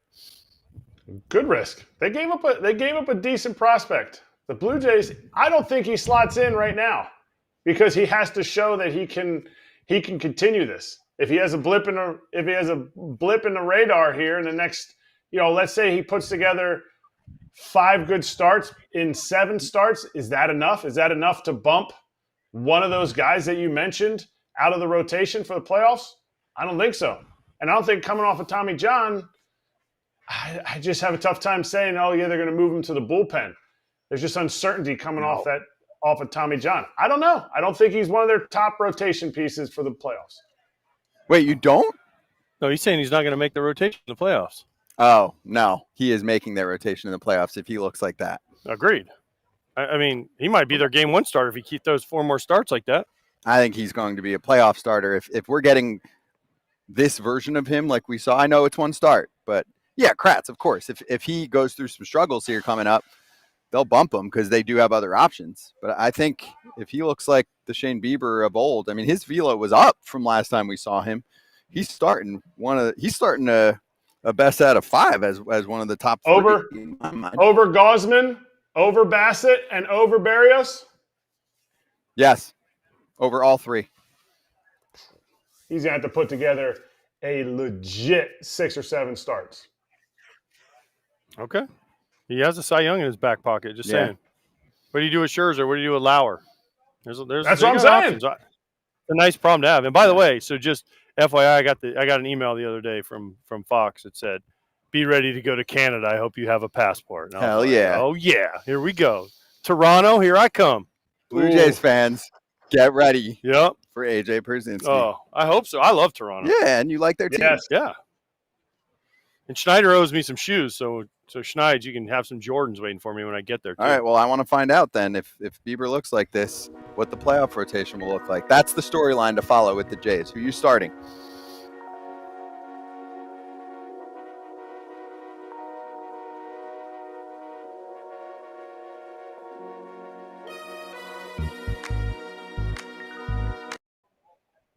Still a good time for me to probably do my victory lap on last year. I know I don't like to shit on players, but you guys were all over me about Verlander. I was like, he's not making the playoff roster. He's not making it this year. That's for sure. Last year, you guys were like, are you crazy? Are you going to go to you guys? That was more of an AJ thing. That's fine. Sorry, I'll wear that one. You know why? You're right. Because I didn't think that he was going to be that bad. And then at the end of the year, he was that bad. And then this year, he hasn't been great either. So, yeah. Way to go, Scott. Thank you. Way to go. You're I have so good, room here, Scott. and we're standing, so I was doing my lap. Way All to right. go, Scott. Real victory lap to Cal Raleigh, who set the record for a catcher homer season. I mean, Salvi's record didn't last very long, did it? Nope. 2021. MVP of the American League right there. Two-homer game on Sunday. 49 homers is the most ever by a catcher in a season. The big question is, does he get to games 60? left. Does he get to 60? Oof. Does he break Judge's record of 62? Not 62. He's got a shot at 60, 30 games. It's one every other game that gets him to 64. Yeah. Every other game's a stretch. Okay. I'm just saying, he hit 2 yesterday. He still needs to get the record for homers as a catcher, which is held by Javi Lopez. What are you talking about? 42. 52. He's got 49. No. When you're a catcher, not when you're a DH. What are you talking about, Scott? Oh, what do you mean? My What turn am I for a talking victory about? That's lap. real. My turn for a victory lap. Victory lap. I said he was going to break Salvi's record. Victory lap. Come on, AJ. You can victory lap with me if you want. I said he's going to win MVP, victory lap. Everyone too. do victory lap. Whit, what's up, Whit? Victory lap. Whit, you want to get on this? Whit. Wally Joyner conversation coming up next. I actually want to play a game. I don't know if we have time for it now, but maybe we'll do it a different break. The 7 catchers with 40-plus homer seasons. Oh, we have 1 minute. All right, go. Javi, Salvi, Johnny Bench, Piazza.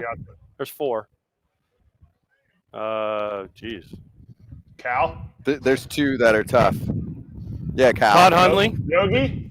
Todd Hundley. Yeah, Todd Hundley's one. And then the last one, you got them all already. The last one is going to be tougher at 1953. Oh, that's going to be tough. Gabby Hartnett. Roy Campanella. Oh, dang. You guys did well there. Joe! Good.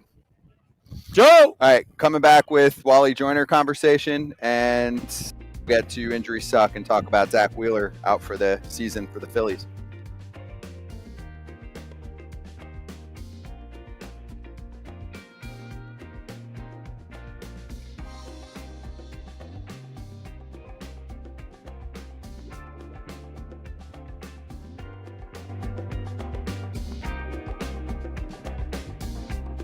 We've got former All-Star, 16-year big leaguer, former MLB coach Wally Joyner joining us right now. Wally, great to see you. And also we've got Erik Kratz from his bunker. So I apologize because I know that you two have a history. It's a bad history. So we're how far are you away, Kratzy? Are we close?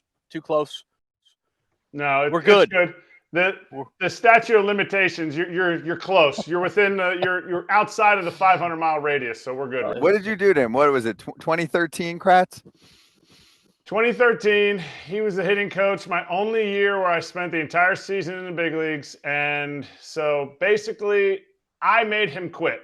Like, I'm good on like half a year stint. If I can spend time with a hitting coach for half a year, they won't go crazy. So he ended up quitting baseball forever. Almost a true story. But. Hey, that's actually a good way to kick this off.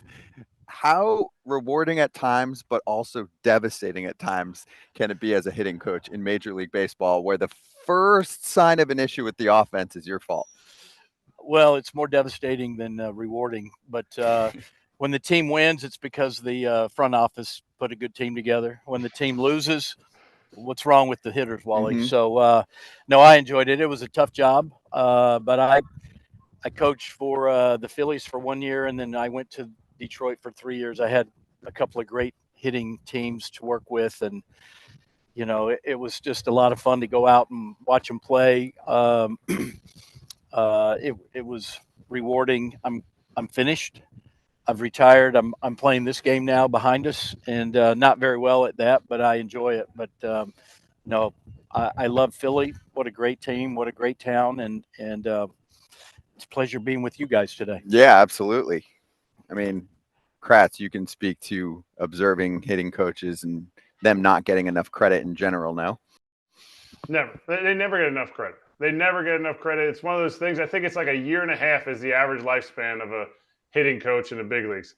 Wally J, assistant hitting coach, moved up to the head guy. Keeping his job in Detroit for 3 years feels like it was good, but I have to appreciate it because in Detroit, I then got traded in 14 to the Royals, and so 14 and 15, we figured out how to make the Tigers not hit anymore. So I figured it was either me and my game calling, or it was Wally and being a hitting coach. Probably a little of both, Kratzy. Probably a little of both. That was a tough bullpen to get to with the Royals. So, yeah, it was some long nights playing the Royals. All right, I want to ask you first off about a couple teams that you were a part of, obviously, in your career. So you won a pennant with San Diego in 1998. Do you see what the scene is like now for the Padres and go, wow, that's impressive? No, it is impressive, and it's exciting to watch. I think we're talking today about a team tied with the Dodgers, Yep, right? we are, as they of were today. in first place until yesterday. It's going to go down to the last game. I remember one of my years, it might have been 96 or 98. It went down to the last game against the Padres and Dodgers. We swept them to win the National League West. So exciting times in Southern California right now.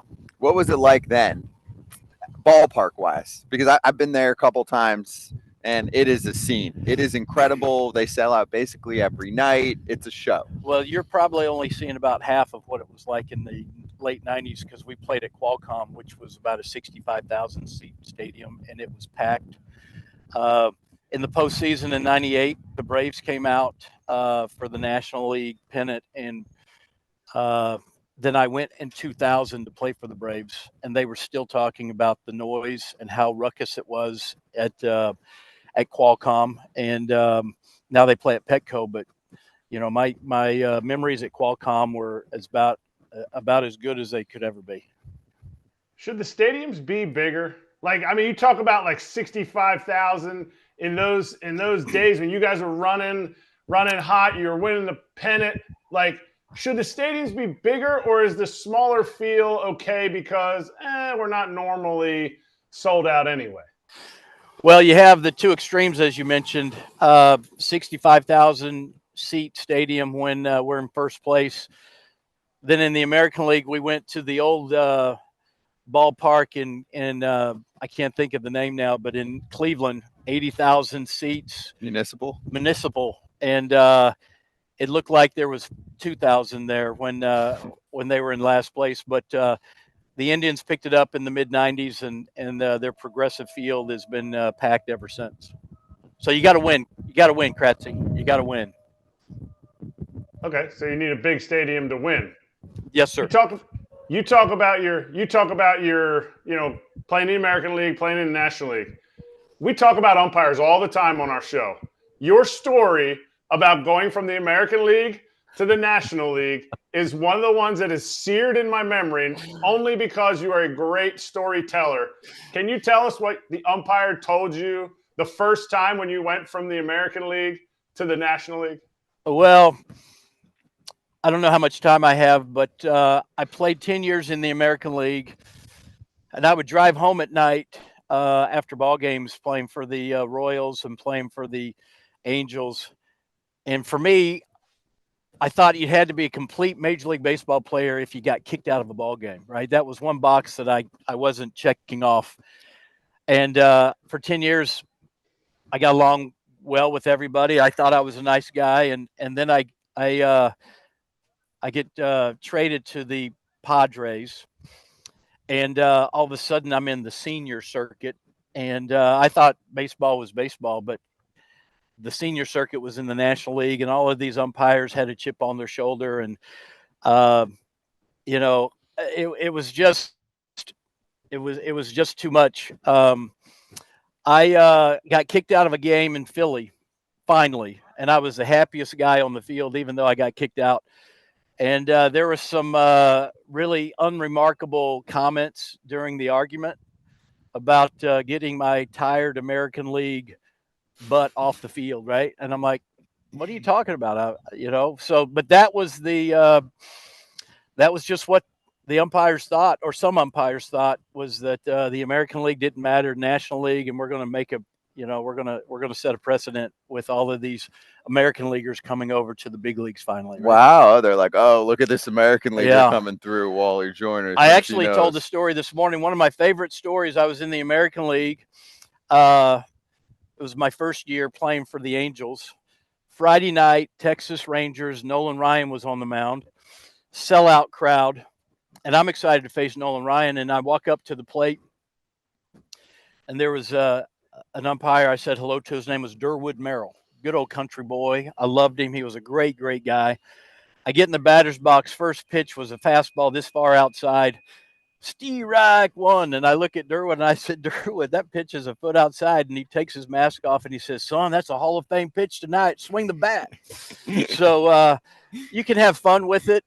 Which a lot of the umpires did, but a lot of great stories. That is good. Well, hey, things are going to change. They've been changing, but they're really going to change next year if we have a challenge system, because you can't pull anything off even for a game. It's one thing when you're getting graded much more tightly and there's a whole system to it these days, but the challenge system is going to enable someone like you back then to have been like, tap the head. Hey, sorry, buddy. Hate to do this for you. You're a nice guy, but we don't play like that. Just because he's really good, he doesn't get a foot off the plate. Well, listen, I was old school. I was all about the technology not coming into play, but they've done a great job with the technology. I think that, unfortunately, when you can immediately show replay of a bad call, then that changes the outcome, and the fans don't like it. And so I think I like what they're doing. I'm really excited to see what happens with the strike zone.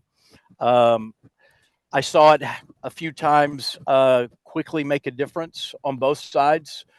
On defense, you want the pitcher not to throw very many pitches, right? And so there was a missed call, which could have cost the pitcher to throw more pitches that inning. They went to the replay. It was a strike three. He's off the mound, right? Yep. And then the top of the next inning, a guy got struck out on a bad pitch. He went to the helmet. It said it was a ball. Next pitch, he got a double. So in two separate situations, they got the call right, and it made a big difference in the outcome of the game. Yeah, it's going to be career-altering stuff, which is what replay has done too, over time when they've gotten the right calls right. Yep. All right, I want to take you to the Angels. So, yeah, at Wally World, rookie year, awesome with the Angels, great run with the ball club in general. Where are you at on this team now? Because they haven't been able to do anything during Mike Trout's career, and this is going to be another season where they're going to fall short of the playoffs. There's definitely a young core there, but is it frustrating for you to watch from the outside and hope that they could bring things back to how it was? Yeah, I think it's frustrating for ex-players. It's frustrating for fans. I'm sure it's frustrating for Artie Moreno. Yeah, I don't think that he's his intentions were to have this type of an outcome. The history doesn't portray a positive picture. For 6 years, they had arguably the top two players in the game, and now they only have one, and the other one is doing great with the Dodgers, Shohei Ohtani, and the Angels got nothing for him. That was what was so devastating. Was we and I know that Artie was trying to sign him. And so you can't try to sign him and also trade him, but you can't not get something for that guy. And the Angels came up with nothing, no prospects, no great players in return for losing Shohei. So I know that was very frustrating and disappointing. Injuries play a big role in every season and every team, and the Angels have had their fair share. Mike Trout's had his fair share, which is unfortunate, and he's trying to get healthy, and hopefully he can get back to playing the outfield, but it hasn't happened so far. So I think just frustration. Mm-hmm. You know, I look at the Angels as a mini situation as the Chicago Cubs for 100 years, right? Right. This is a microcosm Yeah. of what Cubs fans dealt Sure. with for a long period of time. In 2023, were you surprised when the trade deadline passed and you were like, they didn't trade him? I was so shocked. Yeah. You know, the likelihood of him signing back, I think Artie thought he had an in on that. But unfortunately, agents and players, they have their own sights on somewhere. And, you know, to lose them to the Dodgers even hurts a little bit worse. Yeah, it stings a lot Yeah. right now for Angels fans. All right, so I'll take us to a different subject. I was looking back. You were in the 1986 Home Run Derby? I was. Okay, you tied with Darryl Strawberry. Allegedly. Okay, well, there's more to the story. I won, but you won. We can tie. Okay, what do you have? What happened? I'm old, but I thought I won. But the difference, we were in the Astrodome. Okay. The biggest ballpark that was around at the time.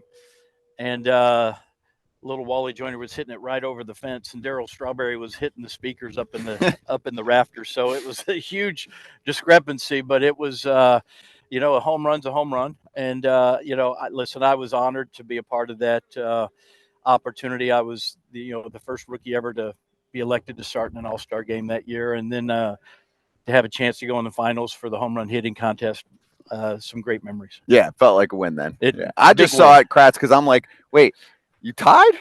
I mean, I know it was early days. I don't know how they said but that we tied. I mean, why have a contest if you're going to come up with the tie? So right. I think my recollection, I mean, Darryl Strawberry probably says he won. I don't know who He won. probably beat you on the distance side if for they were sure. doing that as the tiebreaker. They didn't have StatCast back then. His one was equal to my two, but so maybe that's what they were counting. Yeah, right. It's like 3-point ball or something like that. Wow, yeah, but that was great. Yeah, loved it. I'm confused. So you tied. You had the same. I'm really confused, Wally J. I've heard both stories. I'll stay with the one that makes me look good, which I won the home run hitting contest. But I don't know. It was. I don't even think they have video of that. It was so long ago. So. Hey, there was still confusion this year when Cal Raleigh ended up winning, but in an earlier round, it was Brent Rooker didn't even know what's going on. They're Correct. like, guys, can we be transparent about this? I It's did like the way they 2025. finished the All-Star game this year, though. The swing off. I loved figured it. you'd like that. I loved it. That's basically the antithesis of what we're talking about here. It was here. much better than ending the game in a tie. Yes. Right. So I loved the excitement, and what a way to end it with Schwarber, right? Yeah. Very cool. Okay. One more for me. And again, I'm just looking back at the history books. In August of 1986, fan incident that I feel like a lot of our young fans, and even for me, I didn't catch or know at the time happened. If you wanted to share with us. Is this the Yankee Stadium? Mm-hmm. So we had a 2-game series with the Yankees. 1986, the Yankees weren't doing very well. Mike Witt threw a complete game, and we swept them 2 games, and he threw a complete game. So we're all on the mound congratulating Mike Witt for a complete game. And he's about this tall, and I look up at him. I said, "Nice going." Give him a fist bump, and I turn, and we were probably about this far apart, and I feel something right here, and I think it's him doing this to me. So I looked at him. I said, "What do you want?" He goes, "What are you talking about?" And I said, "You hit me." He goes, "No." And we looked down, and there was a buck knife, a blade about this big, sticking in the ground. We don't know where it came from, but it could have 1 inch one way or the other, could have been damaging. Yeah. And it landed in the ground, and the next thing I saw was the dugout. I quickly ran in. I don't know what came of it, but yeah, it was I think it happened so fast that you didn't get nervous about it, but it just, thinking about it just makes you realize how possibly dangerous it could be out there. Yeah, and they didn't have cameras set up. I mean, nowadays you find that person in you 5 could find seconds. them. Yeah. The rest of that story was the Yankees came out to Anaheim to play a week later, and Dave Winfield runs out to right field, which was Wally World. Right? Yeah, And that's so your be spot. careful, Dave. Mhm. So he goes running out there, and there was about 200 rubber knives thrown at him that said "Welcome to Wally World." So it was pretty. Wow. It was great. Wow. But yeah, so a fan, I mean, attacked from a distance, obviously. You would think it was a fan. Yeah. Maybe he was angry with the Yankees, but they were already in the dugout. He couldn't get to them. So next best thing, let's go after the star. I think it was thrown at Mike Witt. Sure. I mean, don't hurt me. I made the outs that day. So, you know. Yeah. You didn't throw the No, I didn't. game. You know, Come on. But that is crazy. Kratz, did you know that story? I did not know that story. They used to say Yankee Stadium was a jungle. I didn't realize it was really a jungle for you, Wally J. It was really a jungle. It was, listen, I loved Yankee Stadium. The old ballparks were fabulous, and I have no bad memories of anything that happened in the big leagues, good or bad. Right. They were That's why wonderful. sometimes people are like, "Oh, fans are getting so bad." I'm like, No. there's always been problems. Listen, there's always been problems. We're able to report on them a little quicker and find people and all of that. So, Yeah. all right, let's finish on a high note. All right. Person you're most excited to spend time with this week or see, whether it's someone you already know or somebody new? No, this opportunity, I got invited about a couple months ago, and I was flattered to get the call and the invite. We have 80 players here from all 4 of the major sports. I love hockey. I saw Bernie Nichols, who I've been with for about 30 years. Good to catch up with him. All these names were people that I enjoyed watching and were fans of, and so now to see him again on the golf course, it's going to be a lot of fun. I hope I just don't embarrass myself. Yeah, there's some good players. Some out great here. players. Yeah, I'm playing for like 40th place right now, so I'll be happy. that would still be above. That's about 50%, right, on the grade curve. Okay, just beat Kevin Millar for us. I play with him tomorrow in our first match on the first day. So yeah, I'll do that for you. Tell him it's hot. Cocktails, the whole thing, right? Just take care of Absolutely. them. Yeah. Well, Dehydrate. Wally, exactly. All right. Dehydrate, right? Yeah. All right, Kratzy, good to see you. Good to see you, Wally.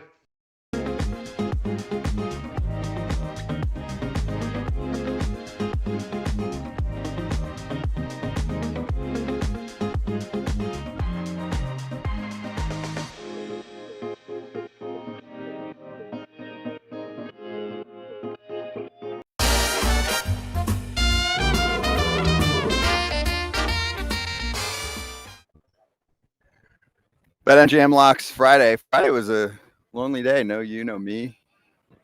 Yeah, I ran into Britt Giroli, and she's like, I was on Friday. I was like, well, you were?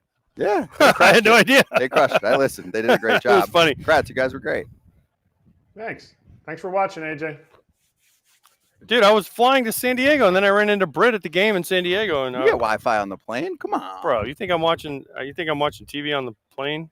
What are you watching, a movie? Come on, you know what I'm watching. Actually, I don't. I'm just going to dot that and go to Moneybags. Kratz, you got your pick ready? Wait, I won. What? How did I go down? I won on Thursday. I won like plus 250. You can submit disputes. Yeah, I'm dispute. Dispute submitted. Tapping my helmet. I killed it. BSing, It was the easiest one of the year. It was the Sonny Gray under 17. That was the last one you did? That was Thursday. Okay. And the strikeouts. I killed that one. I lost money. Producer lady. Dispute submitted. Kratz, your pick. Okay. I still love the producer lady. I'm going over 3.5 strikeouts for Skenes. He's facing the Red Sox, who strike out 2+ more times per game when they're on the road. Seems shady, but I'll keep picking on it. Joe Ryan, under 5.5 strikeouts because he's facing the Blue Jays. The Blue Jays only strike out 6 times a game, so I don't think Joe Ryan's going to get to 6. So over 3.5 for Skenes, under 5.5 strikeouts for Joe Ryan, and it's paying plus 207. Nice. You have yours ready? I do. Mine is Atlanta and Miami over 7.5 runs and Cleveland money line, and that gets me to plus 241. And after I win today, no matter what Moneybag says, I will be way in the positive. So fix it. Okay. Well, we have another BetMGM segment coming up, so we'll go over it there. We'll go over it there. Royals run line for me. They're playing the White Sox. I know it's Seth Smith, but Cameron on the other side, and the Royals are playing for a playoff spot. I feel like they're looking at the standings like, yo, playoffs are right now. Let's take it to the White Sox this week. So I could see them beating up on them this week. I got one of those talent of KC outshining a White Sox team that I will say obviously this: has the the White Sox are youngsters. better. I know they're playing better. They're better. That's Their why young you're kids have getting been value better. here. Their young kids have been better.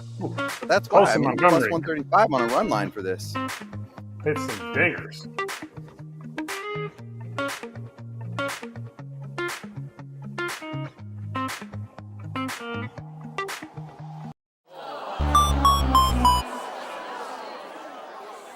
Injuries suck. Hey, we have been following the Zack Wheeler story. This is one of the best pitchers in baseball and would have been a huge factor for the Phillies in the postseason.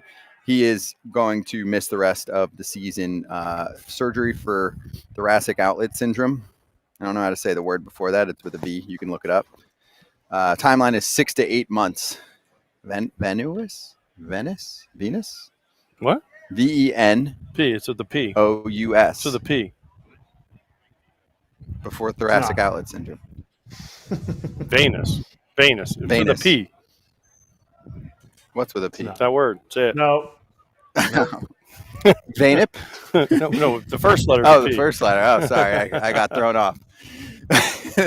Phillies are 7 games up. They're playing the Mets this week. But let's be serious here for a second. How much does this hurt the chance of this team? And this isn't the last dance, but it could be close. And with this group.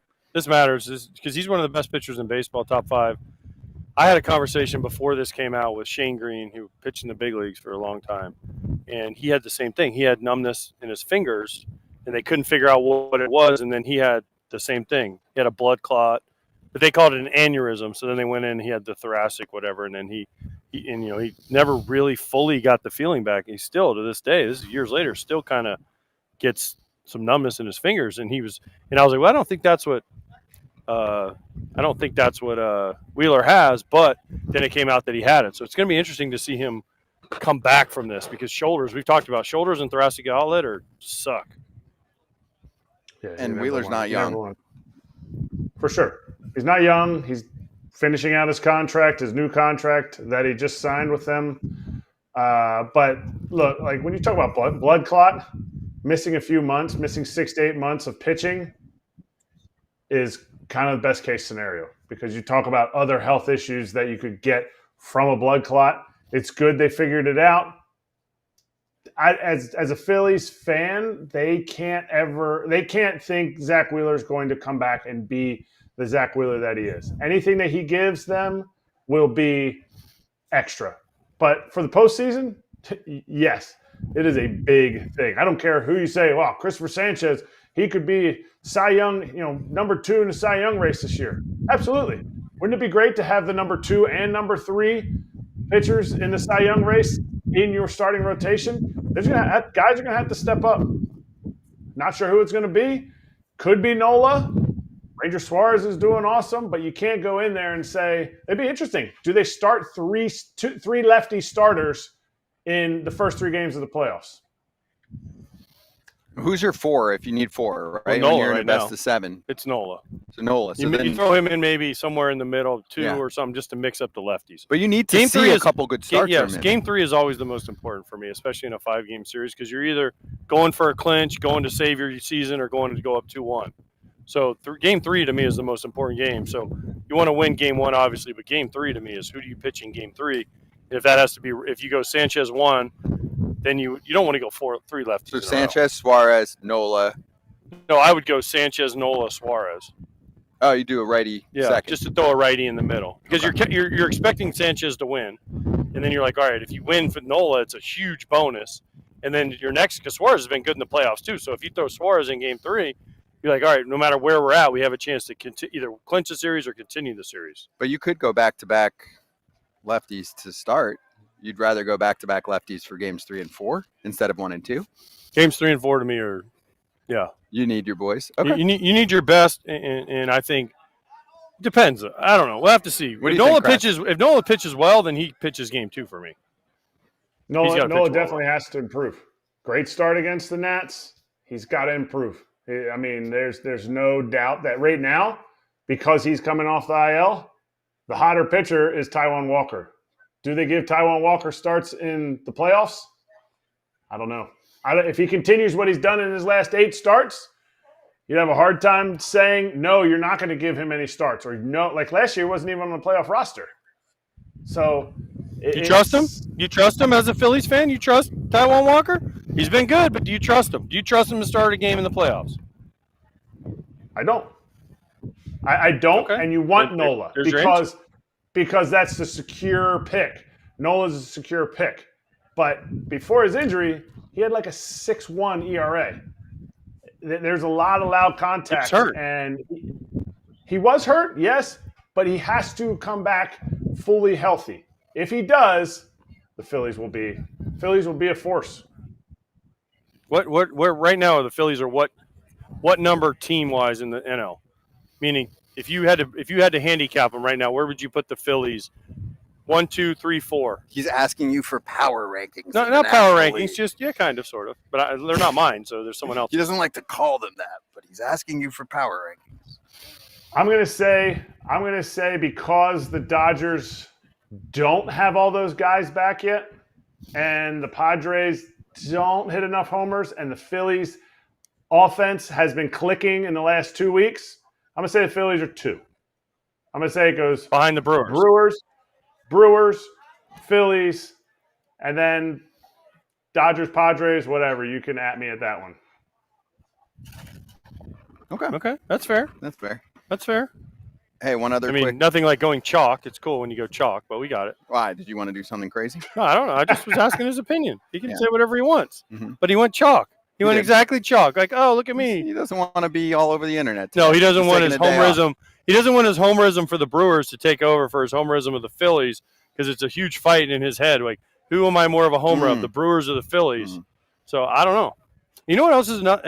Kratz, you'll love this. You know what else is another question I get from a lot of people, managers, GMs, people when I talk to them? Everyone asks, are the Brewers for real? Everyone asks. Everybody asks. There's a reason for that because they haven't won in the postseason the past half decade. Everybody so asks. a fair question. It is a fair question, but everybody says, are the Brewers for real? And I'm like, the Brewers, to me, are really good because they are a Murph team. What does that mean? They play like Murph was at Arizona State. They bunt, they steal bases, they put they're completely different from every other team in the major leagues, right? There's pure speed. Yes, they have Yelich and Contreras, and the other guys can hit some homers, but they bunt, they run, they go first to third, they take the extra base. It's constant pressure. They pitch really well. They play great defense. It's completely different than almost every other team in the major league. So teams, when they play them, are like, wait, what? We got to field a bunt?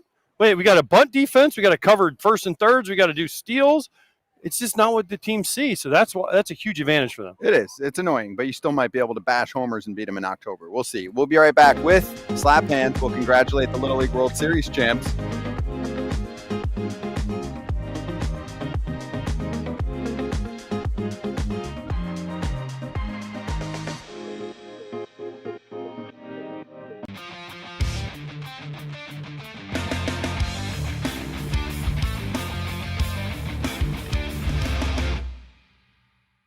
My people of FT, what's up? It's your boy Parlay Pat, and yes, sir, we playing with house money again today. Thank you, BetMGM. We appreciate all this house money you've been letting us play with all season long. Let's keep it going.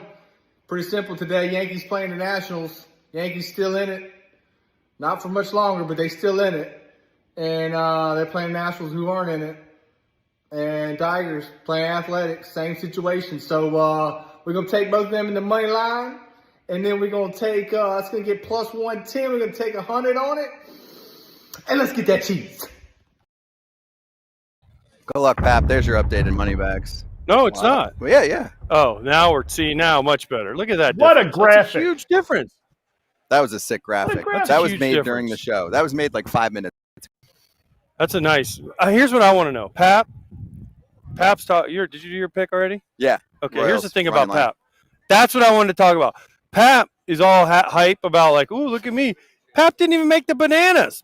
Pap made the party animals. What city was this in? That's in Starkville, Mississippi State. So of course. But Pap got to pop up to second. How is he not on the bananas? Because he's not good enough. Pap, you're not good enough. Okay, Pap, you're a party animal. You're not a banana. Like we're not teammates, Pap. You're a party animal. We're enemies, mortal enemies. Now, he also told me he was sore as shit after throwing. I go, Pap, you threw to one hitter, dude. How sore can you be? And he's like, oh, man, I was so sore. He goes, hanging out, whatever that entails, and then pitching an inning. I go, you pitched a one-hitter, dude, not an inning. The life of a party animal. Yep. What can I say? Right? Yeah, there are your locks for tonight. Good luck on this Monday. BetMGM's giving you a chance to win a prize every day during baseball season. You know the BetMGM Swing for the Fences game. Swing daily for a shot to win bonuses, boost tokens. I mean, take Colson Montgomery right now. For a homer? Yeah. Yeah, for your home run prop. Go for it. It's got a good number, too. Gambling problem or concern, call 1-800-GAMBLER. Coming back in 30 seconds for slap hands to give some love to some Little League.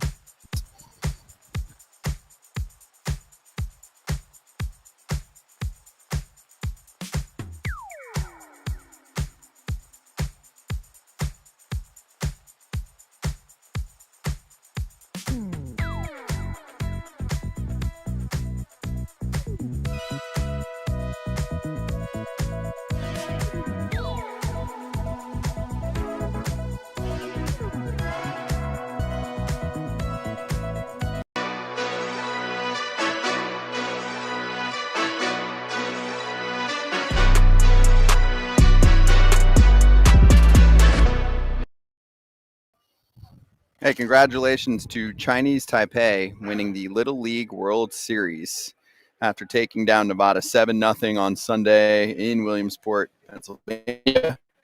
Saw 6 straight champs from the U.S. This is the first team since Japan in 2017 to win it outside of the United States.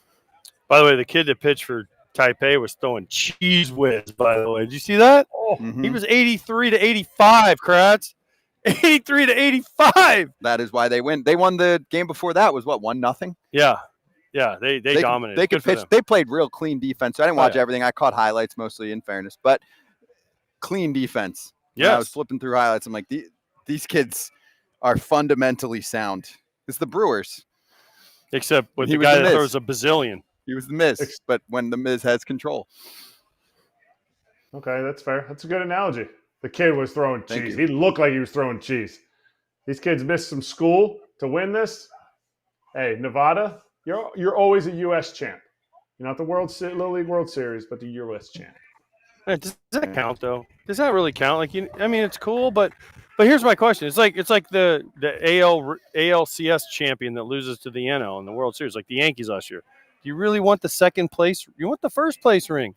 You do. I mean, nobody remembers that who lost. Everyone remembers who won. Yeah, if you were there, you remember. Like, who got second? Yeah, of course. Yeah, but it's a cool thing. But still, you want to win. You don't want to just be like, well, we're the U.S. champs.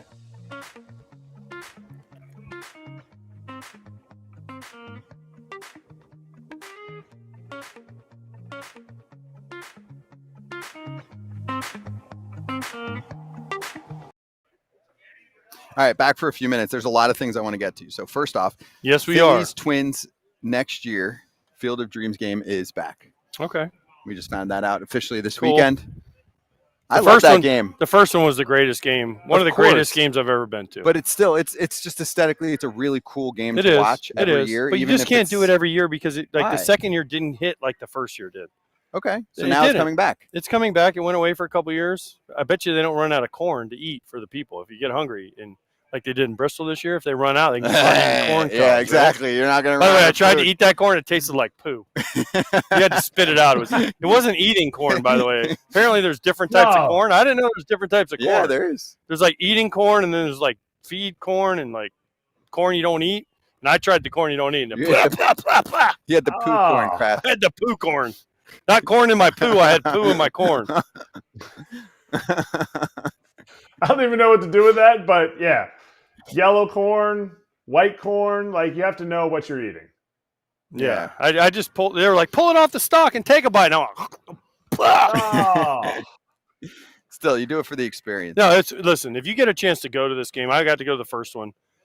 It was one of the coolest things of all time. I got to go with my son, which made more, and then I was lucky enough to go with Fox, and they closed the show with me playing catch with my son on air, so that was awesome. That's cool. But to be there with the White Sox, Yankees, Tim Anderson hit the walk-off homer. There was a huge rally from the Yankees to get it to the bottom of the ninth. Tim Anderson, he did the whole after he hit it. It was one of the greatest experiences. Now it's a bitch to get there, but it's awesome when you get there. Minnesota, it's not that far. Yeah, they did a great job with that. They do a great job with that one. Yeah. Kratz, what do you got? Tina's got to step it up this weekend and really didn't show up too much in the Red Sox series until ESPN. Maybe they're just not. Maybe they just don't like Fox. They weren't on Fox. They weren't on. Oh yeah, they were Thursday. They got smacked. Thursday. Oh, yeah, that was the Roman Anthony. That was the Roman Empire show on Thursday. Ken writes about him, and then he smacks a homer. Yeah, everyone was worried he was going to be nervous. Like, so nervous. He's perfect. A couple other shout-outs. Junior Caminero has 37 home runs. I know no one's talking about the Rays. Stud. Trevor Rogers, 2 runs or less in 11 straight starts. This doesn't really look like Junior. Oh, shit. Oh, see you, Bat. Sorry, Junior. You lost. We brought Junior on the road with us. We almost looks lost more like bat. Victor Robles. Tossed his bat. Right? Or maybe Aranda. Jonathan Aranda is, took a hit. 2 more, and then injuries that we didn't get to. One, Frankie Montas actually went on the IL. I thought maybe phantom IL, but it sounds like he might get UCL elbow surgery, so that's bad. And then Marcus Semien, who's never hurt. I think it's the second time that he's been on the injured list. Second time in his career. He's 34 years old. That's pretty amazing, actually, but it sucks that he's now going to miss, I think, the rest of the regular season, possible return to playoffs. Rangers aren't making the playoffs. No, they're not. Yeah, I was texting with a friend who loves the show and is a Rangers fan, and I was like, I don't know, bud. I don't see it. I know they're making enough noise to stay in the picture, but I don't see it. By the way, 2 things. One, happy birthday to our guy, Max Muncy. It's Max Muncy's birthday today. Happy birthday, and also to Pablo Ozuna. And if you don't know who Pablo Ozuna is, Google 2005 White Sox. You'll know who Pablo Ozuna is. Boom. There you go. Good show. We're going to do this all week. Obviously, we do FT, but guest list could have a little Greg Maddux I saw here. John Smoltz. Yep. Kevin Millar. I mean, there's a lot of listen, forget baseball. We're going off baseball. Well, that's we're on the Marty pro. Fish. We're getting a bunch of guys. Yes. Vince Carter. Tony Romo. Yep. We have a lot to do this week, so stick with us. Thanks, FT fam. Enjoy Dodgers territory if you're heading over that way.